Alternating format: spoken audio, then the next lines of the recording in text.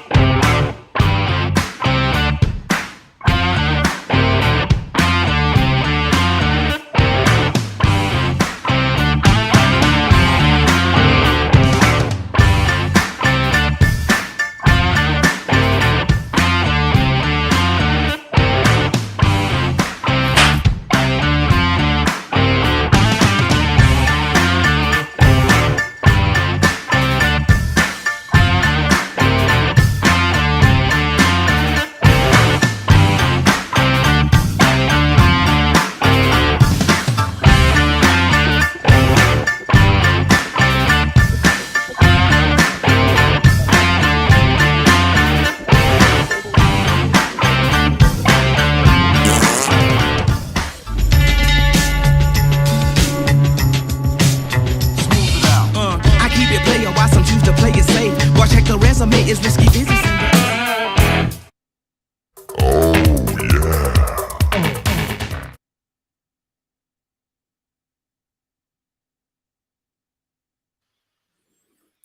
Welcome to the HEX Late Show. It's 43 OG here with you on a Tuesday evening. What's going on, crew? Can see a few of you in the chat already.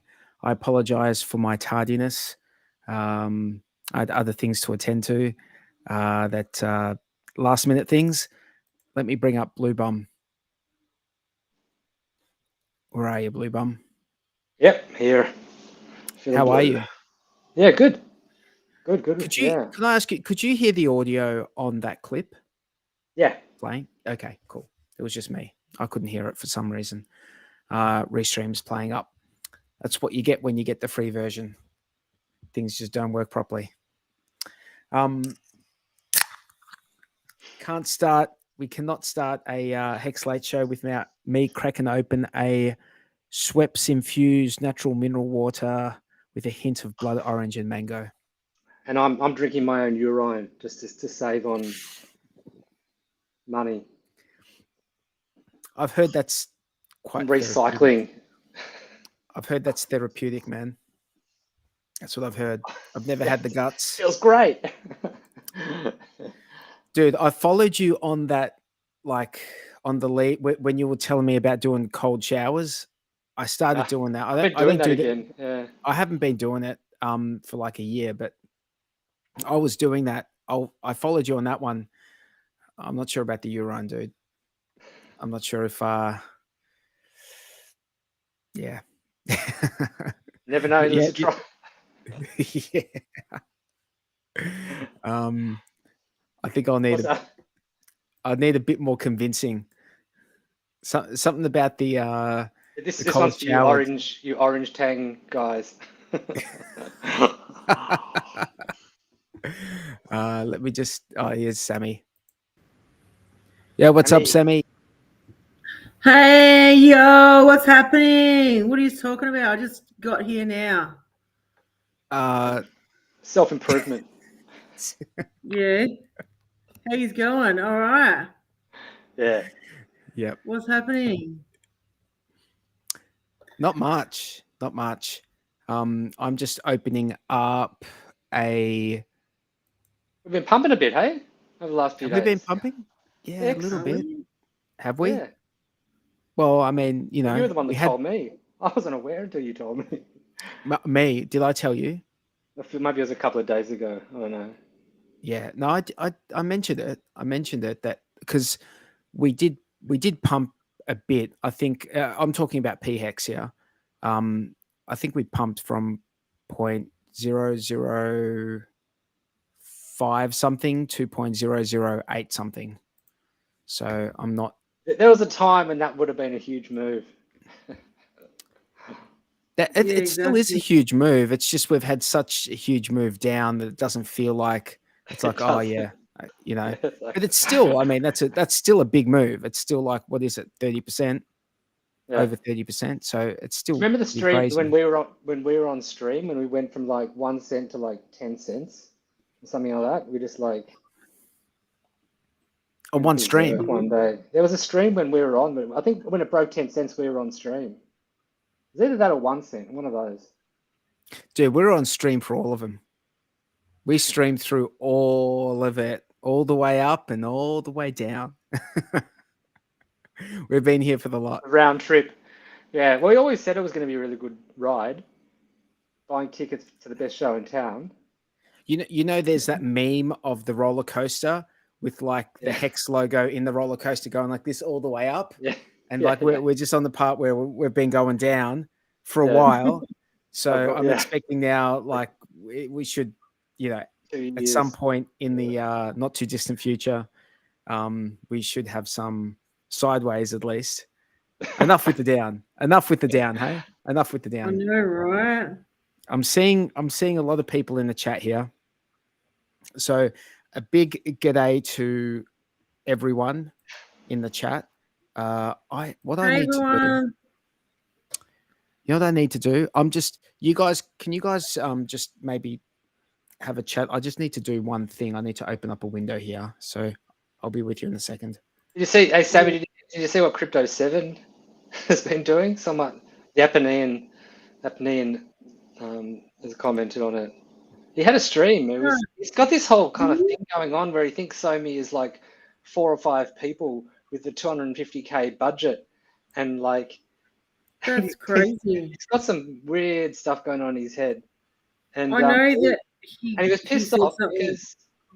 because he wasn't on Pulse. There's some channel which lists the Pulse streams. Pulse Tube. Yeah, and the guy who runs it is in one of my chats, and he just said, "Yeah, we just list him.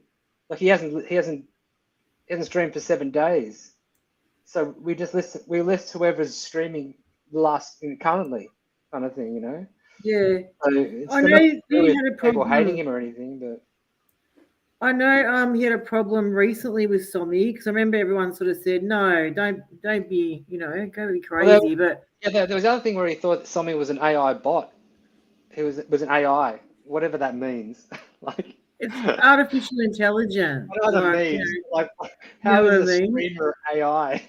Like, it But you doesn't- know what I think too is he's at that age where he's going through a middle life crisis, and a lot of Right. men go through these and say crazy shit and just lose it a bit. just maybe his time, because how Is else he are you going going to through- explain it? He's going through male menopause or something. Maybe. Well, it doesn't really make sense because Somi's a pretty funny, cool guy. He's got hilarious. He's He's really got a fantastic. good knowledge of not just crypto, but a lot of the other markets. And Yeah, and he's so entertaining. And he's like very quality. entertaining. That is quality content. Like I can only. I noticed Somi when he first came out, one of the first tweets he did. Well, I just thought he was amazing because he was tweeting about stuff no one else was tweeting about. So I recognized him when he was just like a small account, many months ago. But I love his stuff. I reckon he has an Aussie humour. Yeah, definitely Aussie humour. But it's not like it's not like your normal Aussie humour. Like it's not. No, it's woggy. It's woggy He's humour. Yeah, exactly. It's woggy humour. Yeah, for yeah, sure. exactly. I find it funny. I think it's Oh. Aussie humour. Yeah. But it's not like what people would expect from overseas to be Australian humour. Like, yeah, I'm wondering. Like, it's really great that the humour translates, but I think as Australians, I think we get it on another level. Yeah, we do. That- But it's good that It's somebody hard feels to- comfortable enough to express that, in a comfort zone where he can express his own sense of humour. Because for us Aussies, it's hard because a lot of the people from overseas don't understand our sense of humour and can get really offended when we think we're really funny. I mean, often they don't even understand us. Like I had troubles in America on occasion. Like Did people ya? just couldn't understand me. Yeah. Yeah, I'm speaking I've English. noticed. I think Like, Katie P couldn't said that to me understand- one day. Couldn't understand Yeah. the humour. Is that what you mean? couldn't understand the Yeah. humor. And or I couldn't understand you? what I was saying. Like Oh, every yeah, time yeah. if I'd say something like 17, they go 8, 19, 18, and I 17. Like, no, they're just like, Yeah. or they just, sometimes it just takes people are off guard. And so, Yeah. and then there were some sounds coming out of that person, but they didn't have accents the are hard, time dude. to, yeah, they are. Accents are hard. They are hard. Yeah. Accents. They are. Can be, especially non-American or English, basically. Oh, even like- Arab accents are hard to understand. Indian accents are hard to understand. You know. I've gotten Can pretty be, good yeah. at Indian accents. I spend so much time on the phone with them that So do I. I work in a call center, mate. I know. I'm hearing you. You know, in India, I loved the head bob. Like I got right into the head bob. Did you? You'd be Yeah, good 'cause at that, yes. buddy. that it means really, yes, doesn't it? well, it can mean so many different things. It can mean yes, no, yeah, all good, or no, I don't know about that. It's just the energy you do it with. Like It's like just the word fuck change it in up. English. Exactly. That's crazy. The most flexible, and the most has the most amount of meanings. That word has the most amount of meanings in the English language. Like, I'm just going to tell the chat what's going on, chat. I've just made a few of you moderators in our chat, so there'll be a couple Can of you. I sorry to cut in. Can I also announce that we're doing really well with the numbers for our Aussie meetup? And so far we've got, for the cruise, we've got 39 people so far. We can fit up to 65. So it's going to be 39 of us on the booze cruise, Sydney Harbour. Hopefully get the nice weather. It's going to be a lot of fun. If you don't have tickets and you want to come, I think the tickets are about $245, which includes all food, all drinks for 4 hours cruising. DM me and I'll get you a link to tickets. We've got about 46 for the Friday night drinks at the Occidental Hotel. Same thing. That's $35. No drinks, but just canapes are included. DM me. And we've got a breakfast if you're interested at the McHugh on the Sunday. So let me know. It's October 13th, 14th, and 15th. And we're going to have a lot of fun. We're going to forget about the bear for a weekend, just freaking partying. Awesome. nice one, Sammy. Yeah. Good work, I wish Sammy. you guys were coming. I'm gonna be on a Greek island. I wish. Have you been to Greek islands before? No. I've seen so much of it on TikTok. I think they're overrated and expensive. But anyway, when you go, let us know what it's like. I will.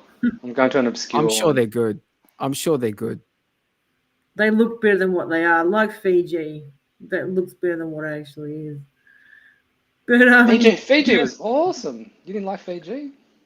I love Fiji, but I found it really dirty and impoverished. But they don't put those in the catalogs. It's like, of Oh, you course, mean they're like not going Suva? to. Yeah, Big city. Suva, Coral Coast, that area. It's like Thailand, same thing. You get the best resorts, like absolutely awesome resorts, but you go out into the town in Phuket, and it's freaking scary. But hey, Stephen, yes, I did invite Somi, but he has something else on, so he can't make it. So we also invited Adam Stokes. He replied to my email, but he hasn't said whether he's coming or not. He might just book himself. He's got the link to tickets, so he might come.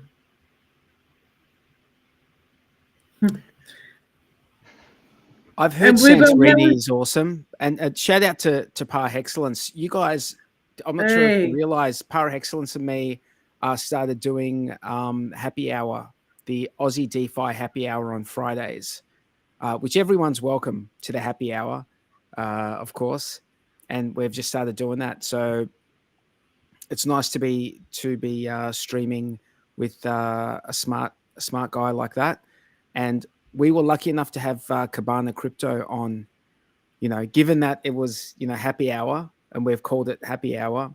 We thought we'll get Cabana on for the first one. Cause he does the happy hour, his happy hour show in the US.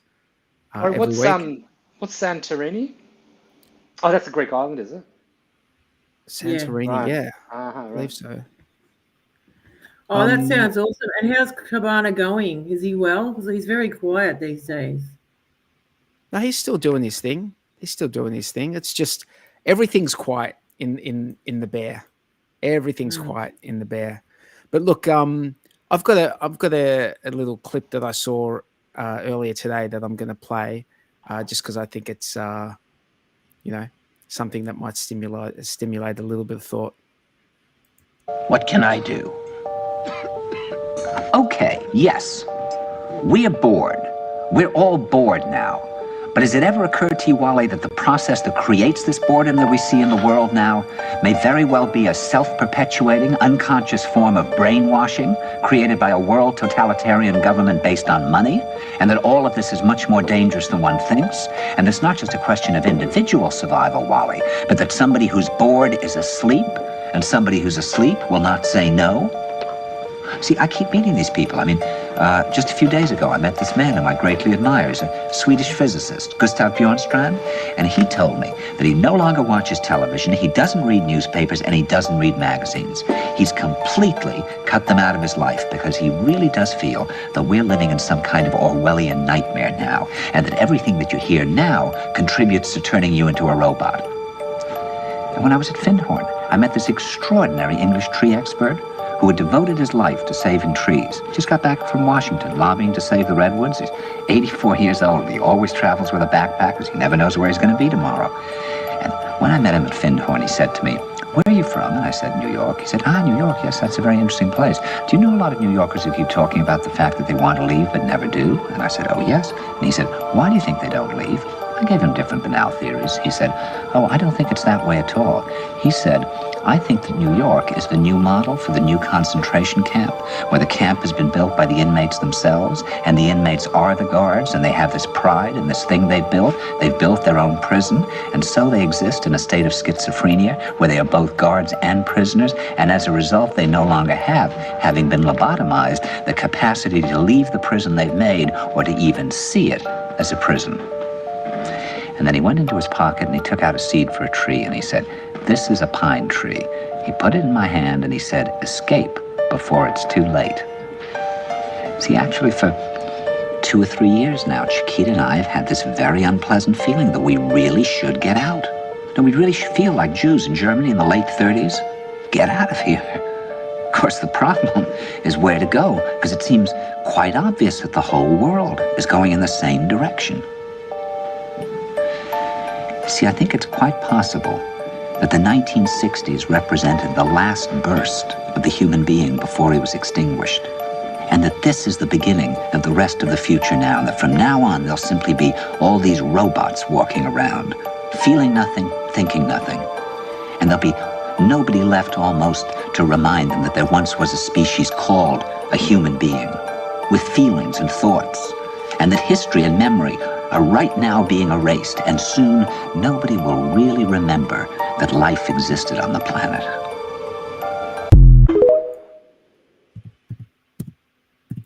What can I do? Whoops. Bluey, what do you think of that? Oh, well, that's a great film. For someone asking, that's called My Dinner with Andre, and I think that they may have in this just in that clip they might have added that music. I don't remember that music being on it, but it's an amazing film. It's basically like the whole film is just a conversation in a New York restaurant, and it's got way more. It's got tons of interesting stuff in it, and that's that's very, very interesting on a number of different levels. It sort of resonates, doesn't it? Absolutely, yeah. The last couple. It's become so much 2 or more 3 obvious years now, hasn't it? But obviously, that was filmed in the 70s, I think, or maybe the 80s, the late 70s. Early 80s, maybe. It looks like Yeah. maybe late 70s or early 80s. Yeah. Didn't even have the internet back then. No.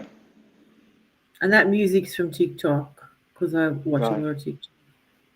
It's just like a stock TikToks that people can put on top of stuff. Right. Yeah. Findhorn, that place he's talking about, is a community. Sorry, mate. What was the movie called? My Dinner with Andre. Very I famous totally film. Yeah. Amazing. It's just literally one conversation. There's two guys having a conversation in a restaurant, and it's, you know, it's riveting and interesting the whole time. So you were saying about that location, Well, Findhorn? what he's talking about, he's talking about his friend who went to Findhorn or Findhorn. I'm not sure how you pronounce it. It's in Scotland, and that's still going. You can go and visit it if you want still. And what is it? it's kind of like a spiritual community. Some people live there, and other people go there and just work there, and they put on talks and stuff. If you do some search, there's talks that have been put on there. You can probably find on YouTube. They also talk a lot about this really interesting Polish director called Grotowski, who did all sorts of crazy stuff. And he actually went out to Australia, and when he died, an Australian guy wrote an obituary for him, and he talked about when he came out, and he took them all out, and he did things like he woke them all up at like 5 a.m. They trekked into the bush where he had these holes ready, and he buried people up to their necks, and then got people to throw eggs at each other. What's up? What's up, Tangent? So he buried people in Tangent the going wood. hard He on buried. Sorry about that, guys. Yeah. Well, he did a lot of things like with ritual, and one of the things he used to do is bury people alive, or not actually literally bury them, but like, well, yeah, I mean, like go through the ritual of burying. Like they could come out, but they'd go through the feeling of burial, and you know, get people to do their obituaries and stuff like that, or their, what do you call, eulogies and stuff like that, and yeah, all sorts of really intense kind of psychological work. And he'd do it and turn it into theatre. So they made these ritual kind of theatre pieces and stuff. And, yeah. I love that T-shirt, Tangent. Am I logged in as you? Because when I came in, it was your name on the script. Like I had to change it to mine. It doesn't matter. Yes. At least so it lets. Yes. So it lets us both log in on the same account. Weird. No, it's the same account, but we're different users. Oh, perfect. Perfect. Guys, sorry I'm late. But hang on. You don't have to come in that way though. Yeah, I just clicked the link. Come in I just clicked the link and it just brought me there. The link that you. But this must be. But this must not. If you went into I must have already been logged into that one. A private. Yeah, so you'd need to go into a private browser if you wanted to avoid. If you're already logged into it, then that's going to. Can I just mention one more thing out of that clip? Isn't it amazing? Yeah, Isn't it amazing? Aren't seeds just mind-bendingly amazing? Like you can take this little seed and you put it in the ground and it just add water, and over time the thing grows. Like from that seed is created this whole kind of like a tree or a fruit or a whatever it is. Like it's just, if you think about it, it's kind of miraculous in a way. But all of the information it contains what is required to start life, to get it to a point where it can support itself off. Yeah. Do you know what's that, Bluey? That in this day and age, how you going, mate? Hey guys. In this day and age, like fruit on a farm is not like, you don't plant a seed. Like seeds aren't planted anymore. Oh, they make a cutting and they GM or whatever. It's just like and everything. It's like very, very hard to find any fruit, like any fruit trees that you could just grow from a seed.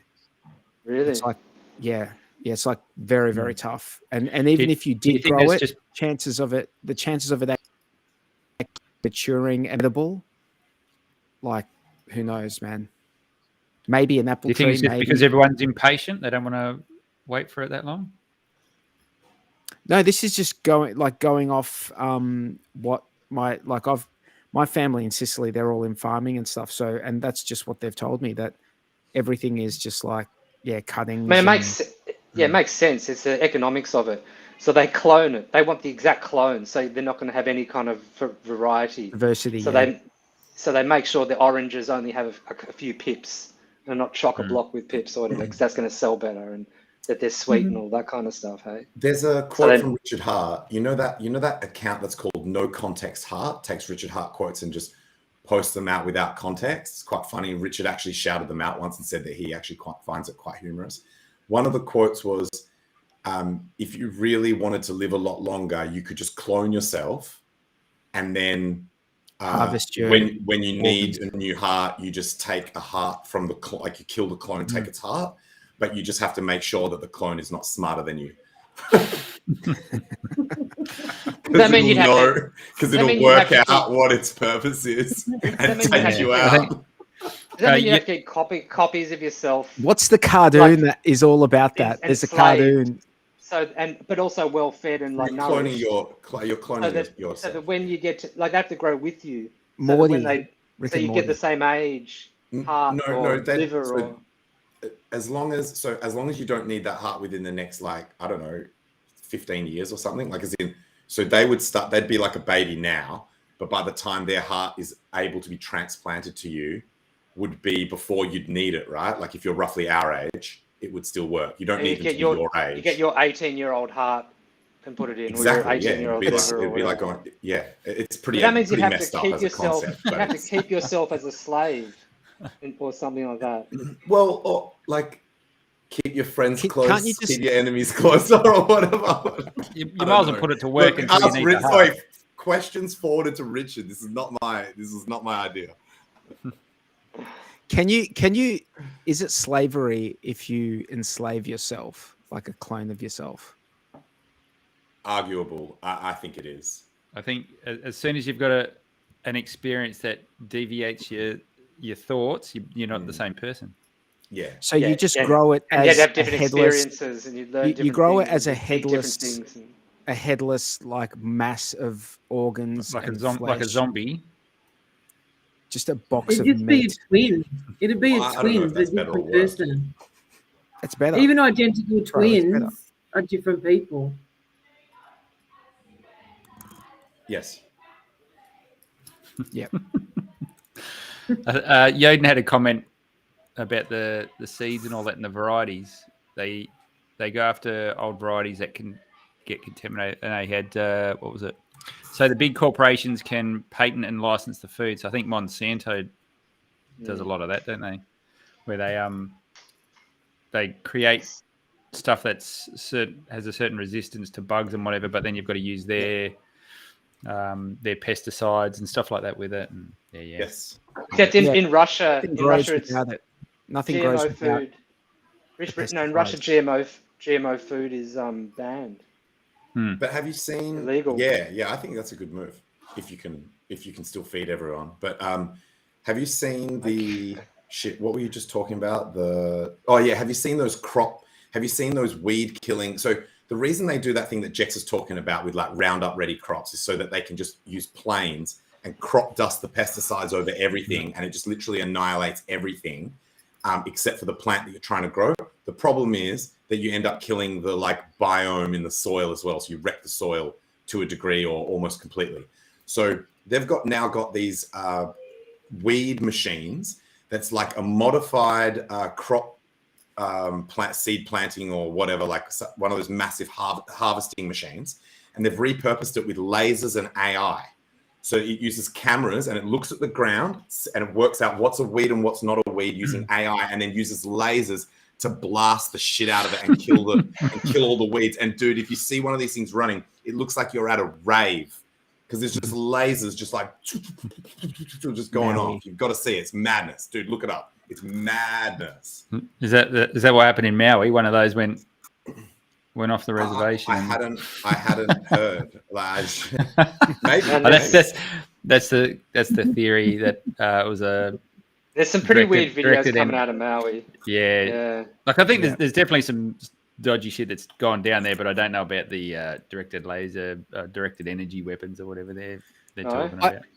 I would be very surprised if people aren't rich people aren't trying to capitalize on or capitalize on the in quotation marks bad luck of the people.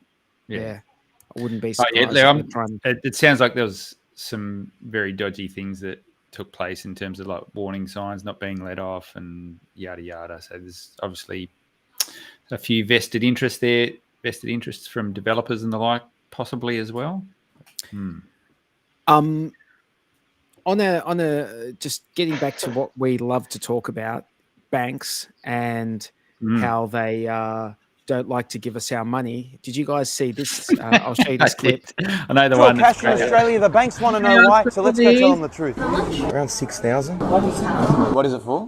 My missus thinks I cheated on her last week. She's doing my head in, so I need to like give her some cash and a necklace. She doesn't like flowers, she just likes designer handbags and shit. No worries. I don't know why it's important for the bank to know. It's money. I have to ask. I've got to go to a beauty salon to bleach my arsehole. Yeah, there we go. There's a bleaching package, and yeah, they said you can make it up to 3 shades lighter. Drugs, the devil's lettuce, you would know. That's what you want me to put, John Bernard? I don't deal it personally. I just connect people together. Whatever you do, it's your business. What's the money for? Yeah. Does it matter?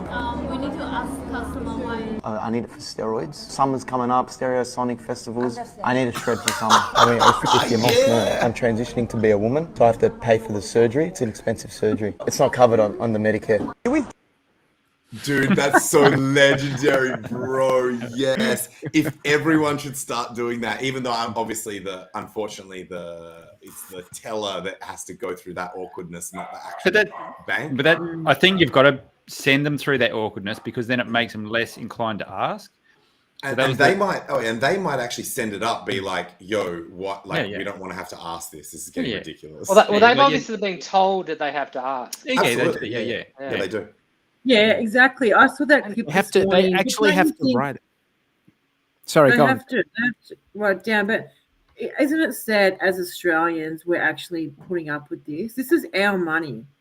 Where's the point where we say it's none of your business, it's my money, I don't want to tell you? Where's our rights to do that? It's because as a society, as Australian people, we're not going to do that. We're just letting them get away with it. I think we've been under the misguided perception that it's our money, and it's clear. By the way, you can decline. Like, you can decline to comment, but then they write that shit down. Yeah.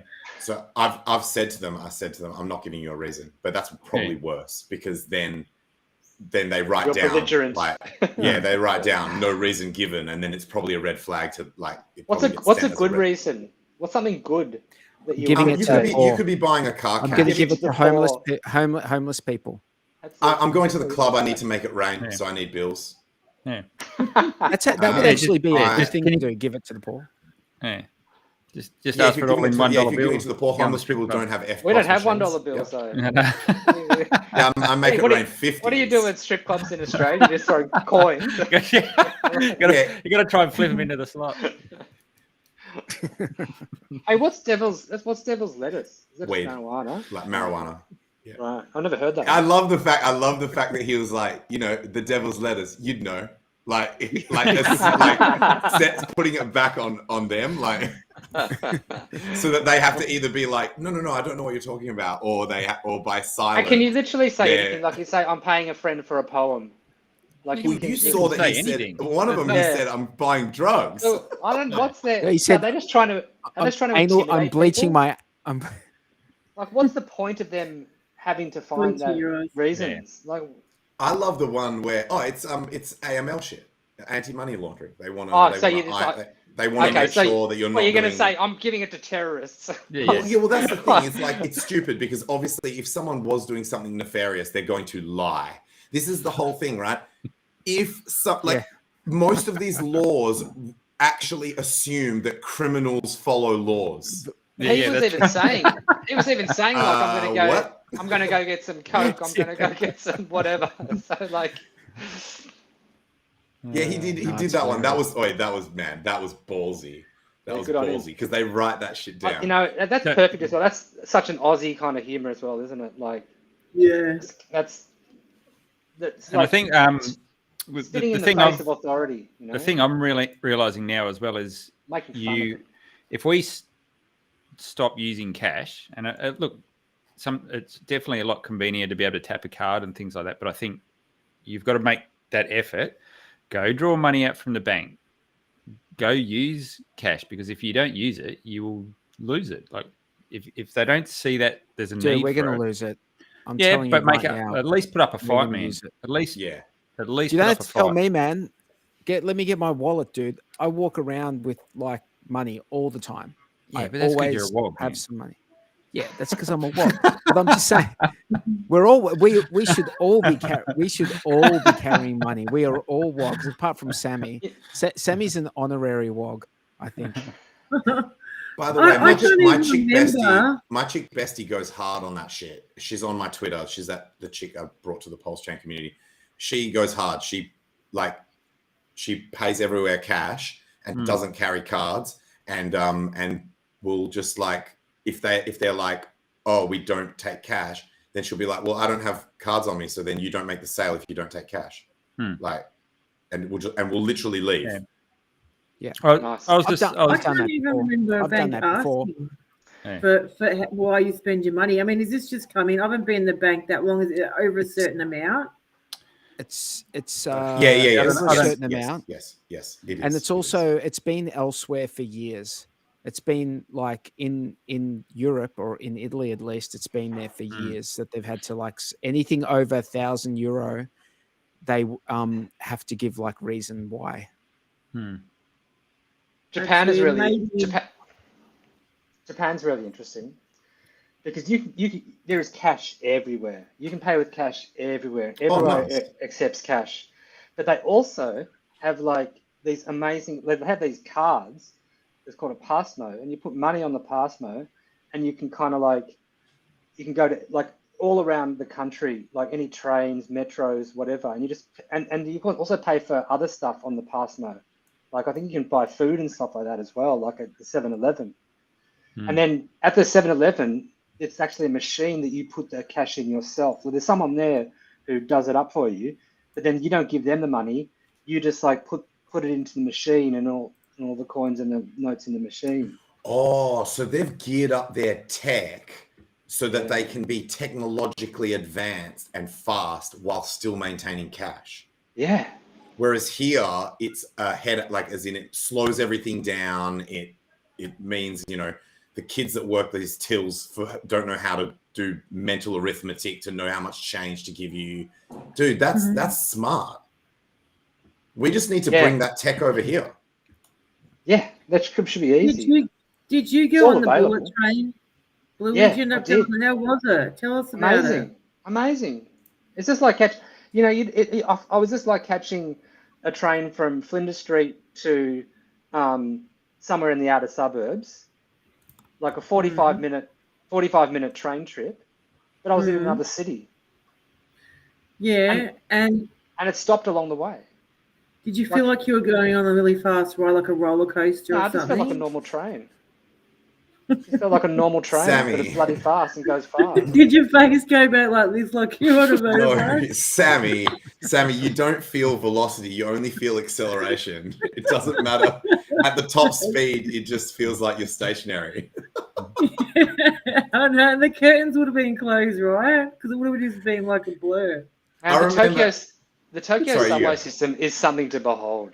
Like it is so complicated, but like it's like you just look it up. I mean, you can either do the whole map thing or you just do Google Maps and it tells you. And the trains come on time all the time. Like, and there's so many of them, and it's very, very well run. That's awesome. Yeah, I remember in high school, my physics teacher was like, they've got this ad campaign on that it's like speed kills or something, talking about like traffic accidents. Like if you drive fast, then you can die. And he was like, they really need to change that to acceleration kills, because speed doesn't kill you. You can go as fast as you want. It's stopping quickly that kills you. It's the acceleration kills. Deceleration or acceleration. I mean, deceleration is just a negative acceleration, right? It's the rate of change that kills you. Ask a fighter jet pilot. That'll black you out, red you out, and then you're dead. See ya. And it's always the deceleration, though, that kills you. Or it's always the deceleration that kills you. Always. Acceleration can kill you as well. Acceleration can kill you as well. No, but it's the deceleration. If you suddenly stop. It's the deceleration. What you're saying is there are more ways that you can point to where it's a deceleration. Like, i.e., crashing a car, crashing a plane. Like, etc. How can you die from acceleration? But name me how you die through the acceleration. Well, I just told you, in a car accident. Fighter jet pilot, like sorry, ejector seat, and any look. Okay. If I got your head and accelerated it at like 8G, a rocket ship could kill someone if they're not a trained astronaut. Acceleration kills. Not me, bro. It's the acceleration. And by the way, deceleration is still acceleration. It's just negative acceleration. So don't worry about it. Like as in,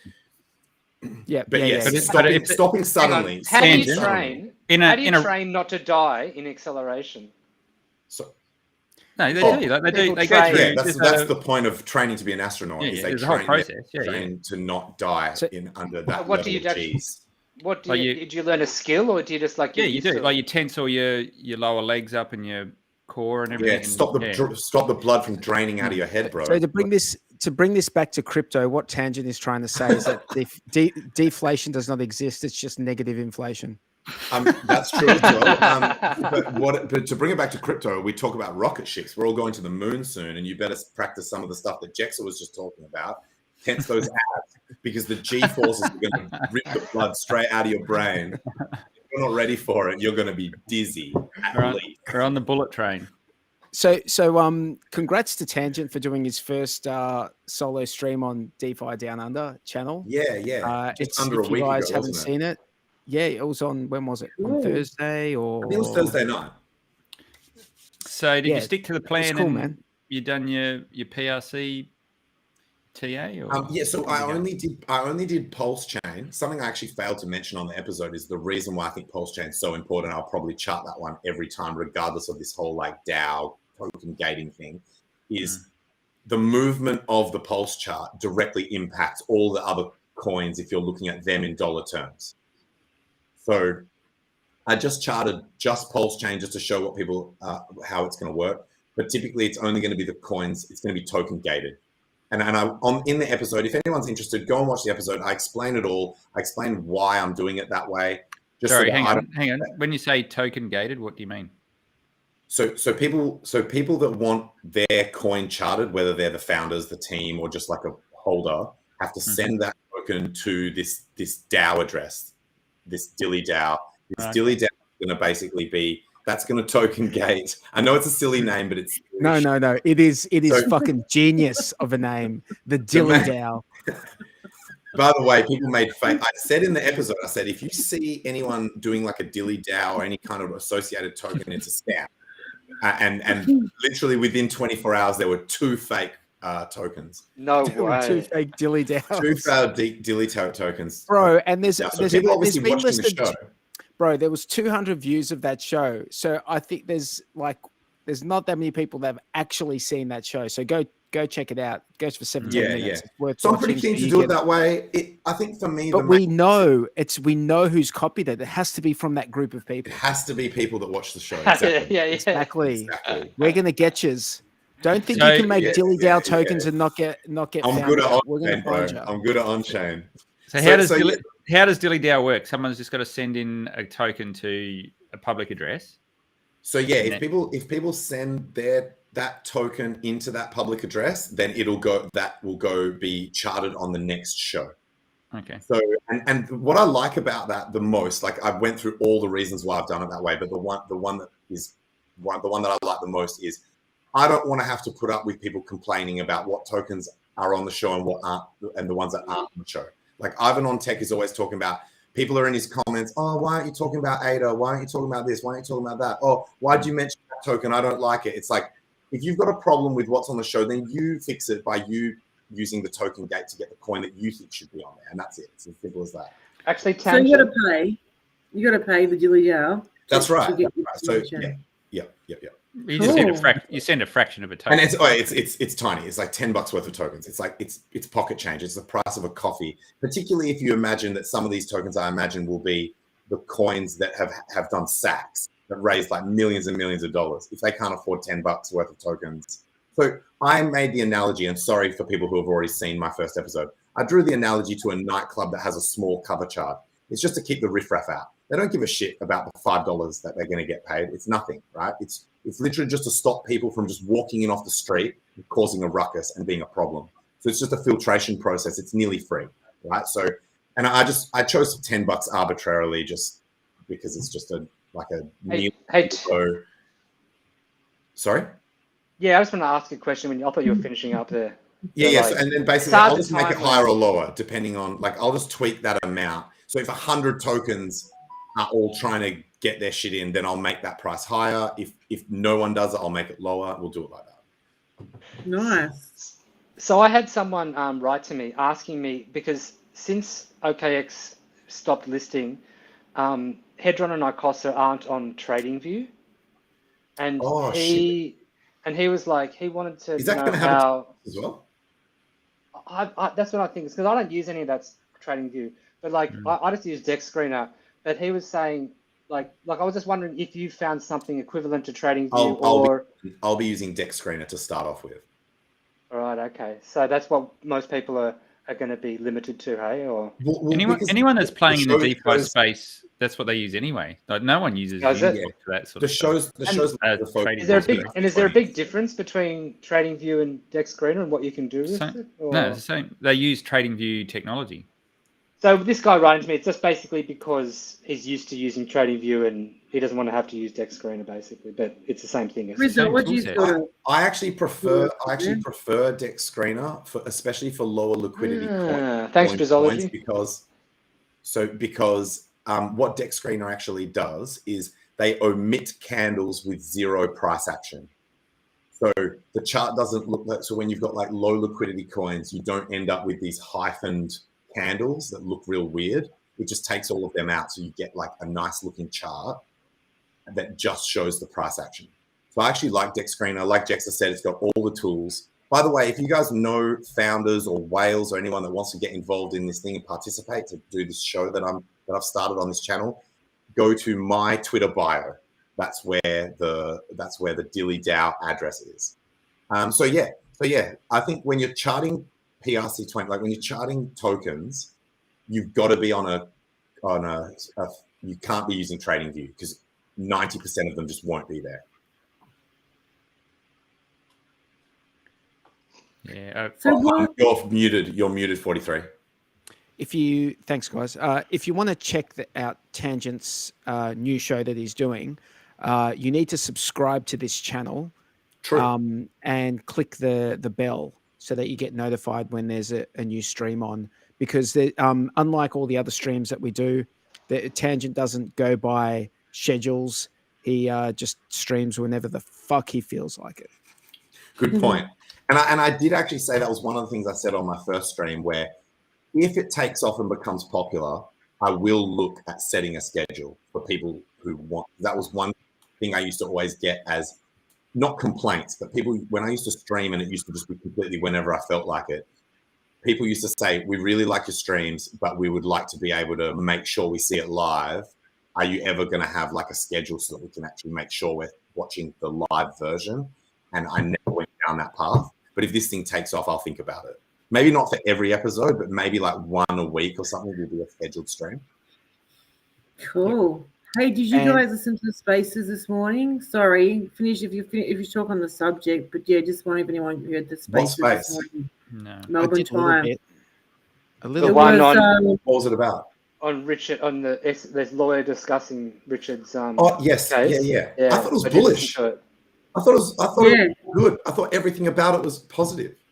I really liked it as well. I thought that one guy, I think it was Danny, who he had a really good input to the whole issue, and he was talking about amicus brief and how with the Ripple case they had 3,700 different amicus briefs that people submit amicus brief, basically saying they haven't got lost any money. They were mostly Ripple investors, and that basically went like it was in collaboration with the result of the outcome. So it basically helped the case. And what he was saying is that he's in the process of getting an amicus brief sorted out so we can all get together at some point and be involved in doing something similar. I don't even know if as citizens outside of the US whether we can I even don't think do we've anything. got anything to do with that. Yeah, I wouldn't have thought. so. It's going to be US centric, that's my whole point about this.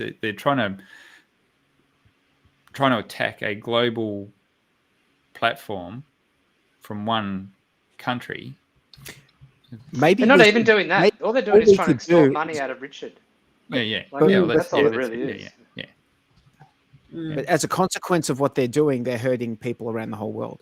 Oh yeah, no, that's I true. think is Yeah, the yeah. point that Jex is saying. And Yeah. I wonder if we would have, I wonder if like Australians could, if the Australians could get together and sue the SEC. Class action. Nah, you have an incredibly low chance of winning if you try to sue the government. Because Also, basically, it's a different judicial system. Like it's a different jurisdiction. yeah, Oh, you would have to go over there and sue them over there. Oh, you'd have to do it So through you- there. But then, no, you theoretically you could sue guys, an it's like Australian you court. guys are. You- What's that? Like theoretically, you could try and sue them in a different jurisdiction. Like they're a corporation, the American corporation. You could try and sue. You just won't get very but you've far. got to do that. You've got to do that in There's their. no ramifications for them over here No. because it's not a person. So they can't be extradited here. It's an agency. So there's Well, no ramifications for anyone. That's why they extradite people, because you can't do it in another country. You've got to bring them back to. Well, that's different. the That's the criminal jurisdiction. system. Yeah, That's but not it's the the same civil thing. You've got to pick a jurisdiction. That's why the SEC is saying it's going to be. They want it to be heard in New York. Yeah, but that's the whole thing. If you wanted to, you can. If you have a little country, you can say, okay, I'm going to sue them in my jurisdiction, but then they just ignore you, and so But if that's they're not just, registered, you know what I mean. You need they're to not sue them registered in in your their jurisdiction. You jurisdiction. can't enforce it, but you can do whatever you like can't. in your You own can't. jurisdiction. You can do Yeah, but whatever you like, but it's just that it's going to be unenforceable. You can't if they don't have a registered entity over there. How the hell can you sue it? They've got to try and pin it down. They've got to try and somehow drag it back into their jurisdiction. And that's why they've got this. Aren't Coinbase? I heard a lawyer. I heard a hang lawyer on. that said, and this made a lot of sense. Like it's pretty accurate, and you guys, I'm sure you guys will agree with this. Unless something happens, like a cop like just beats the shit out of you for absolutely no reason, and it's caught on video, suing the government is like you've got zero chance of getting that shit right. Yeah, Especially in a case got like all this. sorts of shit that they don't take responsibility. They don't have accountability for their actions. But also, they just have a right. I mean, I say their side for it as well. They have a right to act as the government. You Yeah, can't sue exactly. them for acting as the government. There's some word for it where it's like they've got some kind of And I have a right to ignore immunity them. against. Like otherwise, a government wouldn't be able to do anything really. Like if every single thing that they do, they could get sued for it, then it would just be that wouldn't work. Could be an idea. That's Actually, like everyone in crypto. Look at everyone in crypto right now. I mean, did you hear about the rumor about BitBoy? Did you see his post? How they dropped him from his own company? Yeah, you know what? Yeah, it's I not just a want to say rumor. two quick things about that. One, don't judge others. Two, don't believe everything that you read. And three, I know I said only two things. Three, look after yourself. Make sure you're eating, drinking, and trying not to no matter how much money you make, try not to make your proportional coke usage. Yeah, try not to let your drug usage be proportional to your net wealth increase during a bull market. But I don't even think it's got anything to do with that. We think it's just a bit of a cover up because didn't he tweet about the SEC going after his ass recently? Or he just said something? Oh, it could be a boating. It could be like a boating accident. Like, yeah, you know what I mean? Like, it could be like, oh, He I've been did- fired. he I'm did- not. he did tweet that there's been a mutiny at his own company. Yeah, but we if haven't heard But from if him you're having a since boating then. accident, But what Sammy's saying is Yeah. that he could be in on it. Like they've collectively decided that it's better for that to occur, and then they both. Yeah, but pretend I think they're doing the same to him as they're doing to Richard. He just doesn't publicize it like Richard. Yeah, and that's why whatever's they- going on, Also- whatever's going on with him, I really hope that he's okay because he's one of the guys who's on our side. Yep. You know, Yeah, he's on our absolutely. side. And He sees it Yeah. like we see it. He believes in like more freedom with this stuff and less intervention. Like, yeah, There's I obviously hope a the lot guys to are all right. that we don't know. There's obviously don't a lot to know. the story we don't know. I don't know. But you know what Brizology was saying? This is what they said in the spaces this morning, which you can sue the government and win. The biggest problem is the cost of the lawyers. I think Ripple spent $200 million on legal fees in the case against the SEC. Well, Sammy, that was one that made me hyper bullish in that one that you were talking about that we listened to.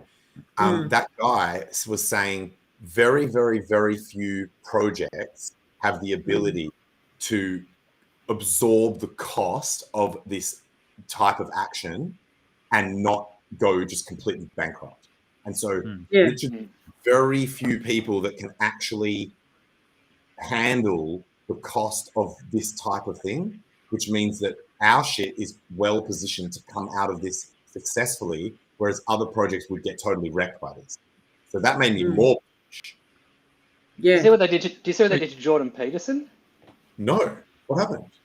He was someone made a complaint and put the whole of his last Joe Rogan podcast as evidence, and basically he's a member of some sort of psychological association of Ontario or something, and they basically took up the complaint, and then they also submitted a few tweets that he made, and basically they said he did unprofessional conduct. That then was sent to a Canadian court where he challenged it, saying, "What are you guys are tripping?" And the Canadian court sided on the side of the Ontario Psychologists Association. So now they're sending him to get re-educated. And social media. This is old news. Social media. Social media re-education. No, but he just lost it now. He lost it in the courts, in the Canadian courts. So he has to go for re-education. So he's decided to do it, right? But what he's going to do is he's going to record the whole thing, because there's no time limit on it. They just he has to. It's just like whenever we say you're ready to go back. Whenever you've been rehabilitated. When we decide, kind of thing. Yeah. I thought the deal was if he didn't do it, he lost his license, and he had already said "fuck you." He'd already said, "Take the license. I don't give a shit." No, he can easily get another license in another jurisdiction quite quickly. He makes more money. He makes more money now public speaking. Yeah, but it's not the point. It's the principle. Make as a psychologist anyway. So he's going to do it. He's going to do it. He's going to go for the re-education, and he's going to sit there and he's going to say, right, okay, you educate me then, and he's going to document the whole thing. That's a beautiful thing, and also I bet he's not just going to sit there silently while they educate. Putting his hand way up, saying, "Yo, no," but he was very, very clever. I saw a tweet that he did there was a trans woman in it, and I can't remember, but he said, "Look at this beautiful, beautiful trans woman." It was something along those lines. So it's like you read it, and if you take the literally the words that he's written, it's it's a nice tweet. It's completely but acceptable. Then if you read, it's completely acceptable. But if you read it in his voice, it's just it's bullshit. Well, there was he's taking the piss. Yeah, and there was one tweet of his which was obviously sarcastic, and that they took as being what true. They didn't read sarcasm into it, and they treated it as if it wasn't sarcastic. So it's just ridiculous, eh? What's going on there? You can hear something. That is so 1984, isn't it? It's like go and get if you're not doing the what do they call it? They had a certain type of speak. Can't remember something. Something proper speak or or something like that, or but basically you get pulled away and re-educated so that you come out and speak the way you're supposed to speak. And do they really think that's going to work with someone like that? It's just more ammunition, I think. There's a movie called The Giver where they speak only in euphemisms. So all the words that actually have meaning have been abstracted away. And I mean, it's a bit more hardcore that where they actually dose the population with drugs that make them not able to experience things legitimately. Just when you thought you'd seen it all, there's more craziness, isn't there? I don't know. Newspeak? Is it Newspeak? Newspeak,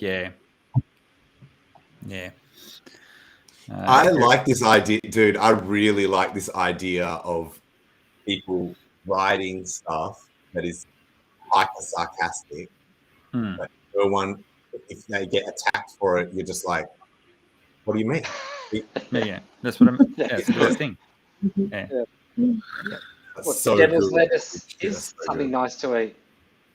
And maybe I'm that's gonna the way. start doing- Maybe I'm that's the gonna way. start doing- Maybe that's the way you get around all this deplatforming and everything. You've just got to Change the words a bit. Yes, change the word. yes. There's Dude, actually one.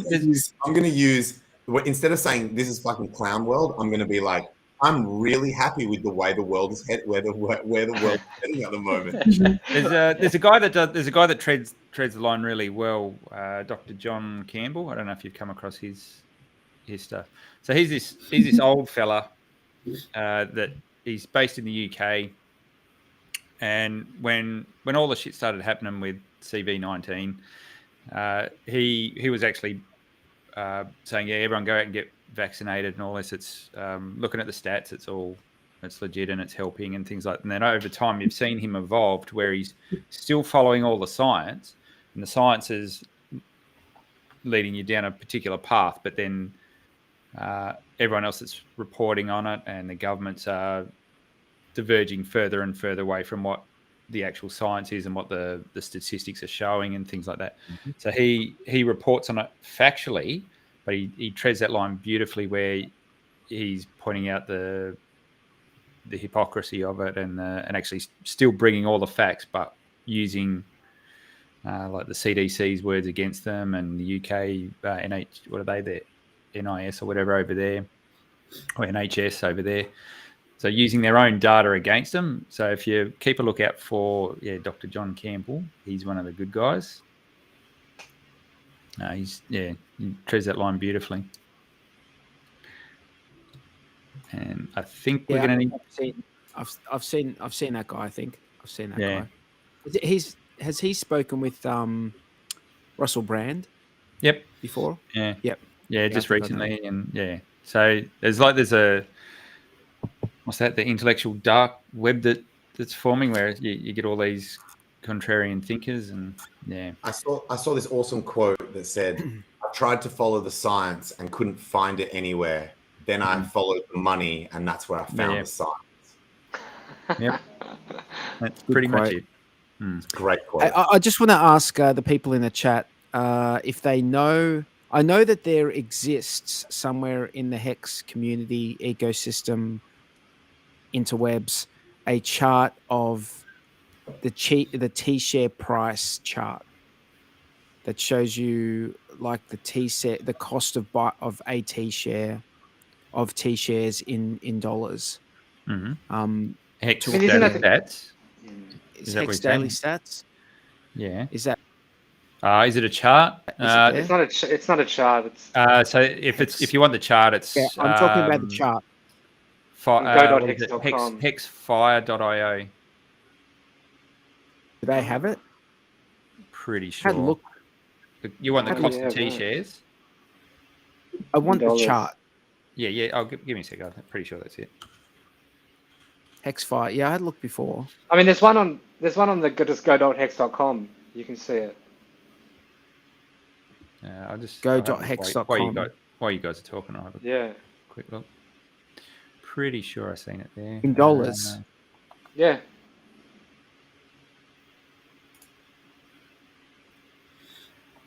So what's happening with Bitcoin, Tangent? Sorry? Sorry, what's happening with Bitcoin? I haven't been looking at it. I know that the price is still not looking that great. Well, I saw you guys talking about the hash rate had gone up. It's gone ballistic, the hash rate. Very interesting. Super. The price has like basically just been pinned to 26 for a while. Hexfire Day 43 has got it. Some people believe that the hash rate and the price are correlated. Oh, sorry. You can show that the hash rate and the price are correlated.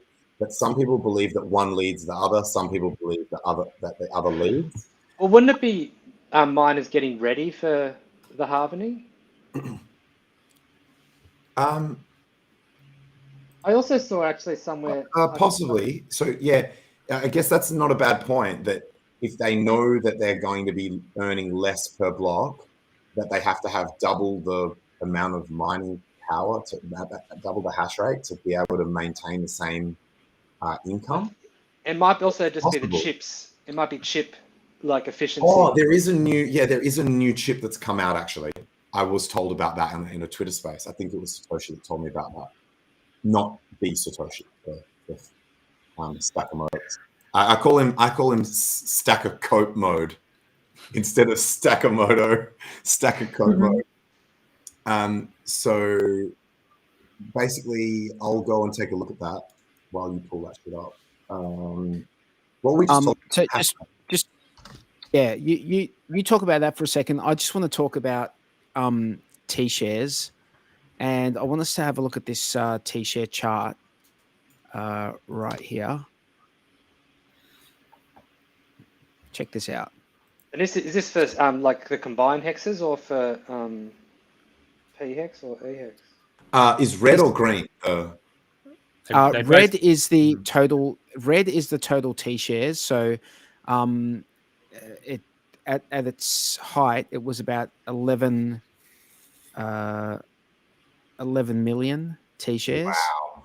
Holy shit, dude! 11 million T-shares, and now it's down. So this is how much deflation in T-shares that there's been.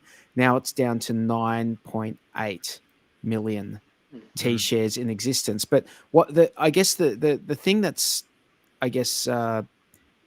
worth looking at is that if you have a look here, the price, if this will show me, hang on. I'm going to just second log as well, hey? Oh, there we go. Yeah, so why doesn't that show? Oh, yeah, there we go. So we're back.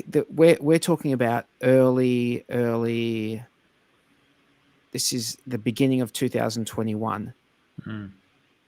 Right, we're talking $200, 160, 150, 130, 120. Right, and then we had like all-time highs. T-share costs.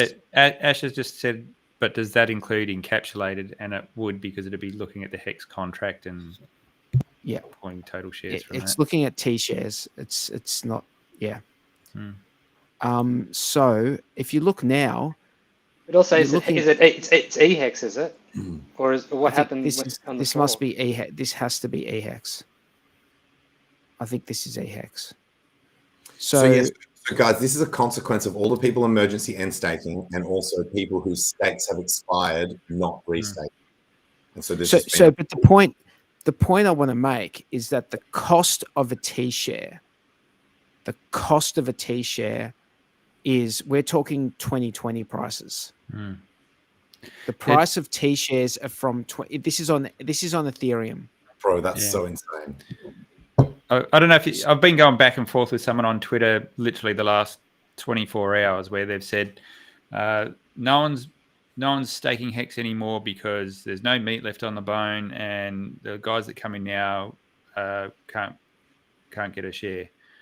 That's so crazy. Yeah, I said, like you just say, because he's comment, and I said, are you telling me that guys that come in now are worse off than someone that came in 2 years ago? And he goes, no, there's the yield drops. I said, dude, you're so out of whack. It was like 8,000. If they think the yield drops, they don't understand it. Yeah, and he was saying to me, you obviously don't understand how the share system works.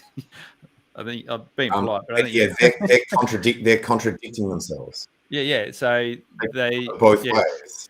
And I basically spelled it out. I said, you're telling me that someone that came in, and I think it was like September 2001, they would have been paying $8,000 for the same T-share they can buy for $200 now, and there's less shares in the system.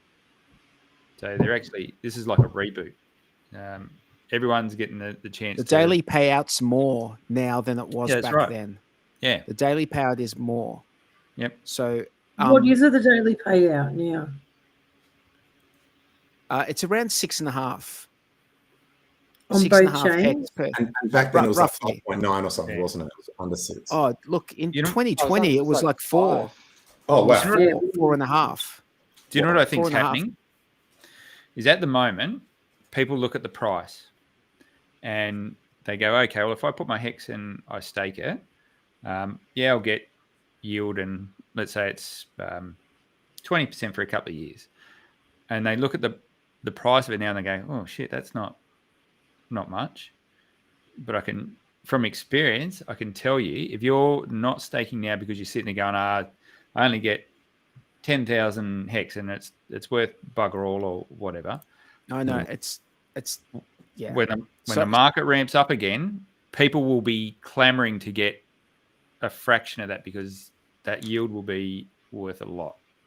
It's frustrating because so many people, I've heard so many people say I could never afford $1 million HEX.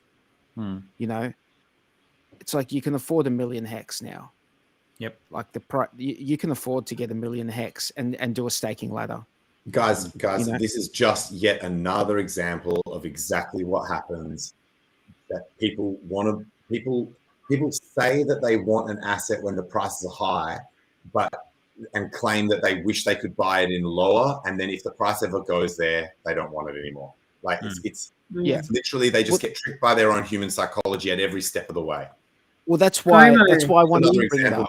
I just want to bring it up, and I want people to remember that they were the ones out there saying that they couldn't afford to get like big bags of HEX. They couldn't afford it.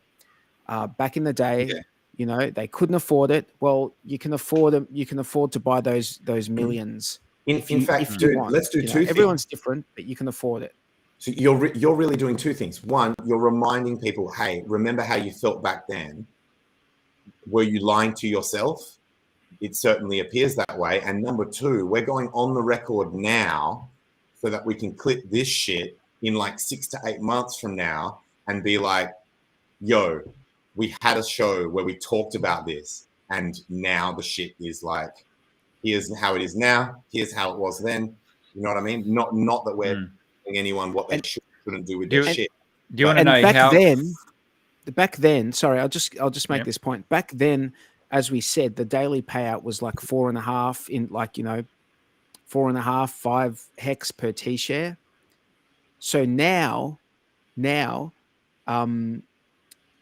when you're getting your T shares, you're getting more daily payout, right? You're getting more daily payout. You're getting 6.5, and in a few years' time, assuming the system keeps tracking the way it is, and there's no reason to assume it would be any different.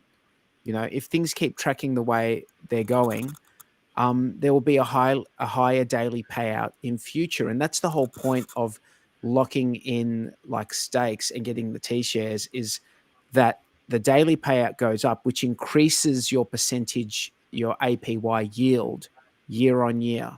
So the longer you've staked it, as those years go on, and the daily payout increases, your APY yield also increases, because it's like you locked in your T share rate at the time when you did that stake.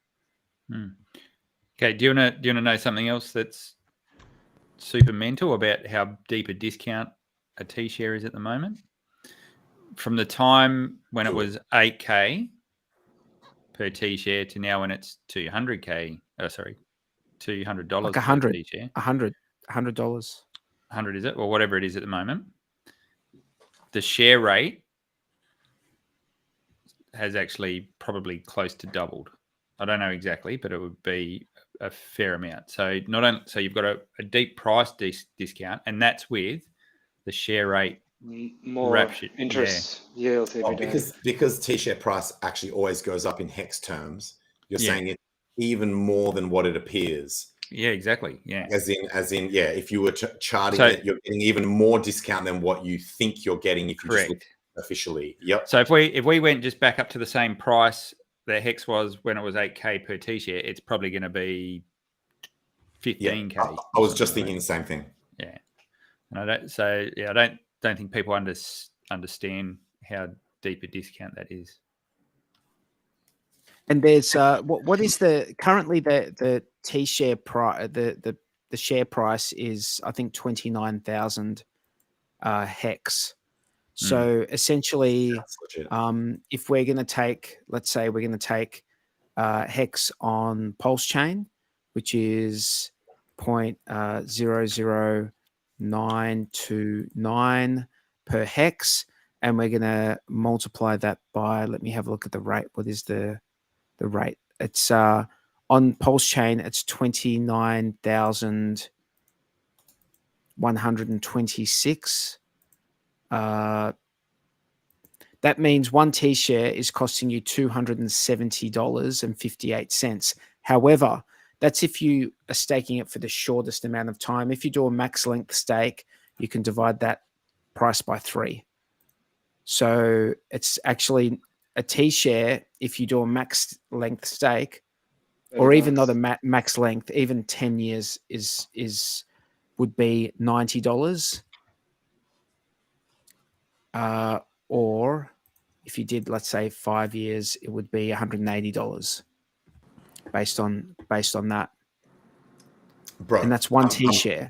I'm blacking out at the number of numbers here, but I'm glad that you've got that sorted. Can I just say one thing, right? It's important to do with this.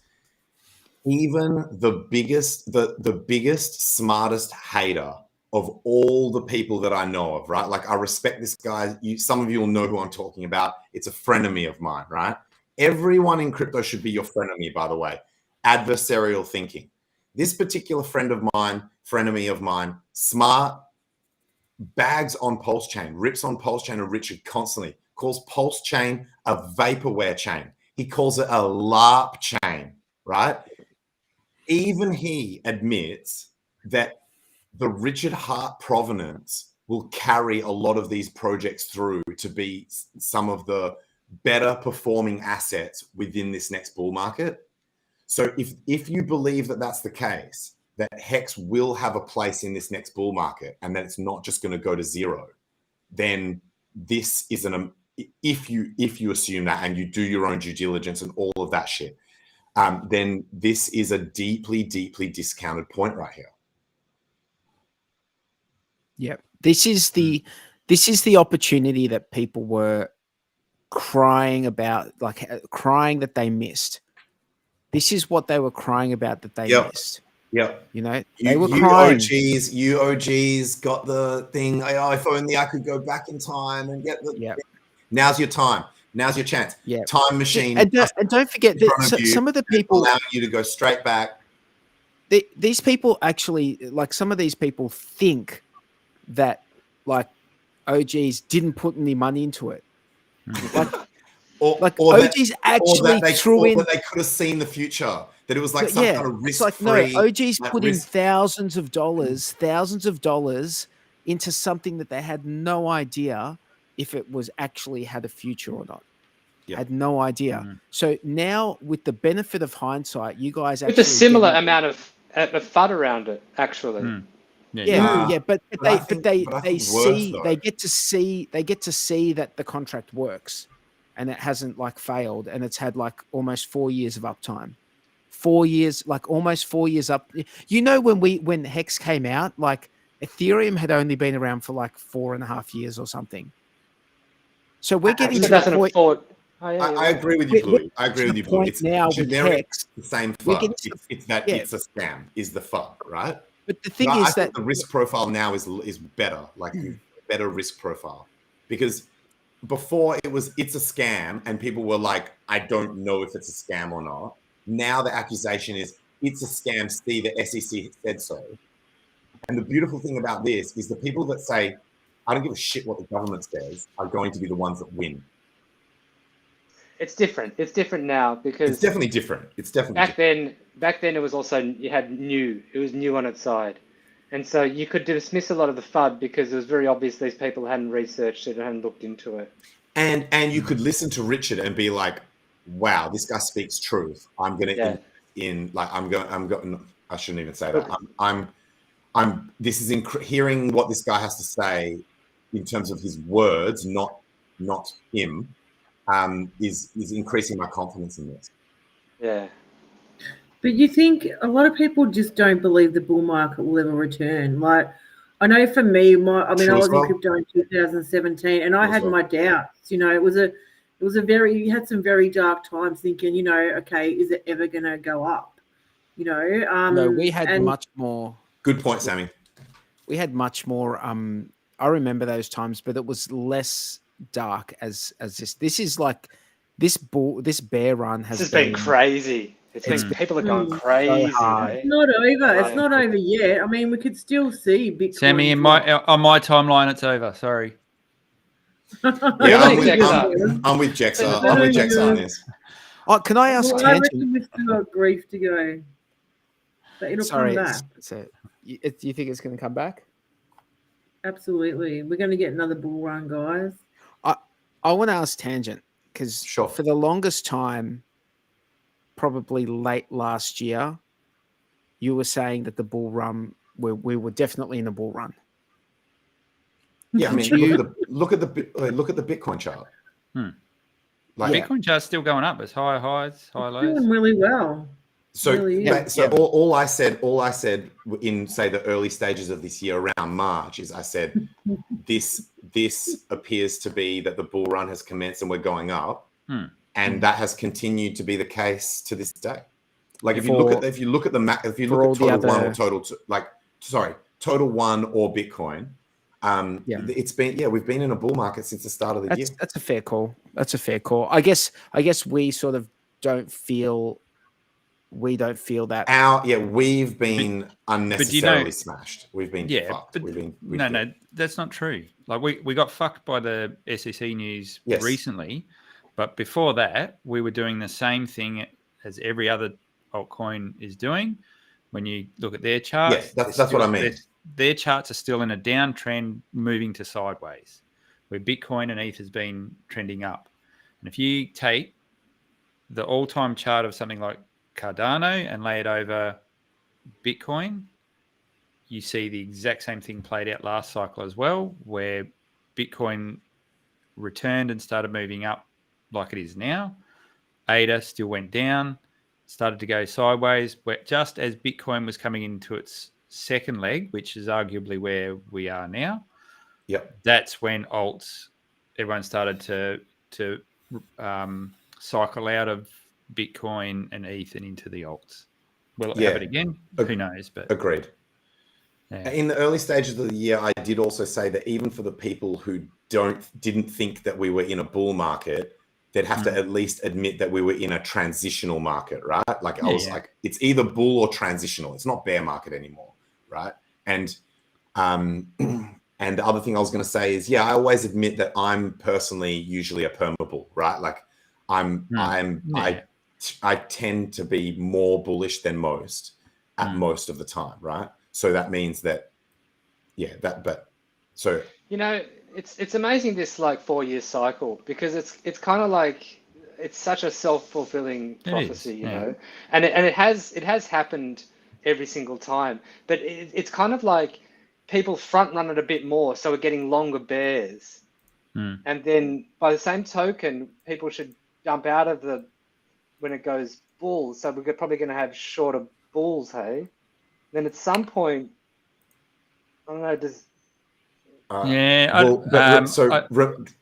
as a percent, can I make one really interesting point, because someone in the chat has just written baseline. Sorry to cut in. He just said BTC is up 70% from the lows, right? So that's an interesting point, because PHEX since the 26th of August is up almost 70% from the lows. We're talking 3 days. PHEX is almost up 70% from the lows in 3 days. So that just puts it into perspective, you know, the whole thing. And what's possible? It's pretty volatile. What's possible with HEX? Like HEX just did in 3 days what BTC has been like herniating itself to get, you know, just to get 70% up. It's taken like how long? The other thing that Baseline said is you can make mad gains in the bear market. That's absolutely true as well. These things are all true, but just be aware that statement doesn't take risk into account. That's the problem. Like, why that statement's I'm not even talking about that. I'm just talking seems. about LPing. Like, you can make money in a bear market. Action, absolutely. All of this sideways action has been fantastic if you're LPing. Like, if you've been LPing for the last 2 years, sideways is best for LPs here. So the problem with that idea, even though it sounds like, oh yeah, that's based on facts, it's like at the bottom, for someone to go in with any sort of scale at the bottom, where the potential for it to continue going down, you could just be catching a falling knife. It could bounce 70%, and then the day after it could just be back down to lower than where you bought it. Whereas when Bitcoin goes up 70%, you like, first of all, players can move in at larger scales without eating as much slippage. And number two, you don't have as much downside risk when you're moving in at any level.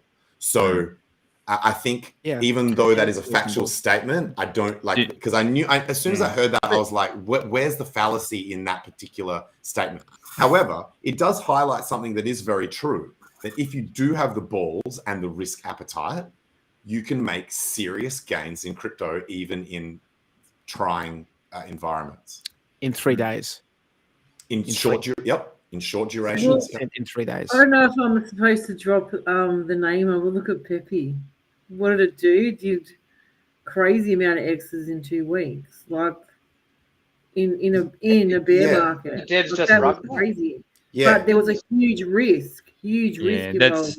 That picking stuff like that near on impossible, because it's usually the inside teams or people close to the teams that kill the pig on those projects, and then you've seen the life cycle. If it's 14 days or a month at best for some of those charts now, like there's a small window where you can be in early to get those big gains. Everyone else is the exit. You gotta be lucky. I think if they hadn't been scammers, then it would have had better legs. Like, so look at like something like SHIB. It kind of SHIB, Doge. They kind of survived. No, I'm talking about in terms of the survival in the aftermath, right? Oh yeah. Like there are SHIB holders that clap at us saying SHIB actually held more of its gains than HEX did, right? On the downside. So with Pepe's unique in the sense that they're now drowning in controversy, and that shit's just starting, right? Like as in, are they? Yeah. It was only several days ago. It was Friday of last week that the devs dropped $14 million worth of tokens. So that's tokens in trillions of tokens, US 14 mil, onto the market. They also at the same time opened up a short position, so that when they dumped, they would profit on the short as well. And at the same time, they also started DMing people in the community saying, we've got this new token over here, jump over to this one, because if this one's going down. So they tried to like profit 3 different ways from their own control over the market. Also found out something I didn't know, was that they actually had introduced blacklists at the start of the token, and had actually blacklisted addresses that had got in early. So i.e. preventing wallets that rightfully got in early and would have been able to have not control over the market, but could have actually dumped significant portions. They just blacklisted all their wallets, so that so not only can't they sell, they can't profit.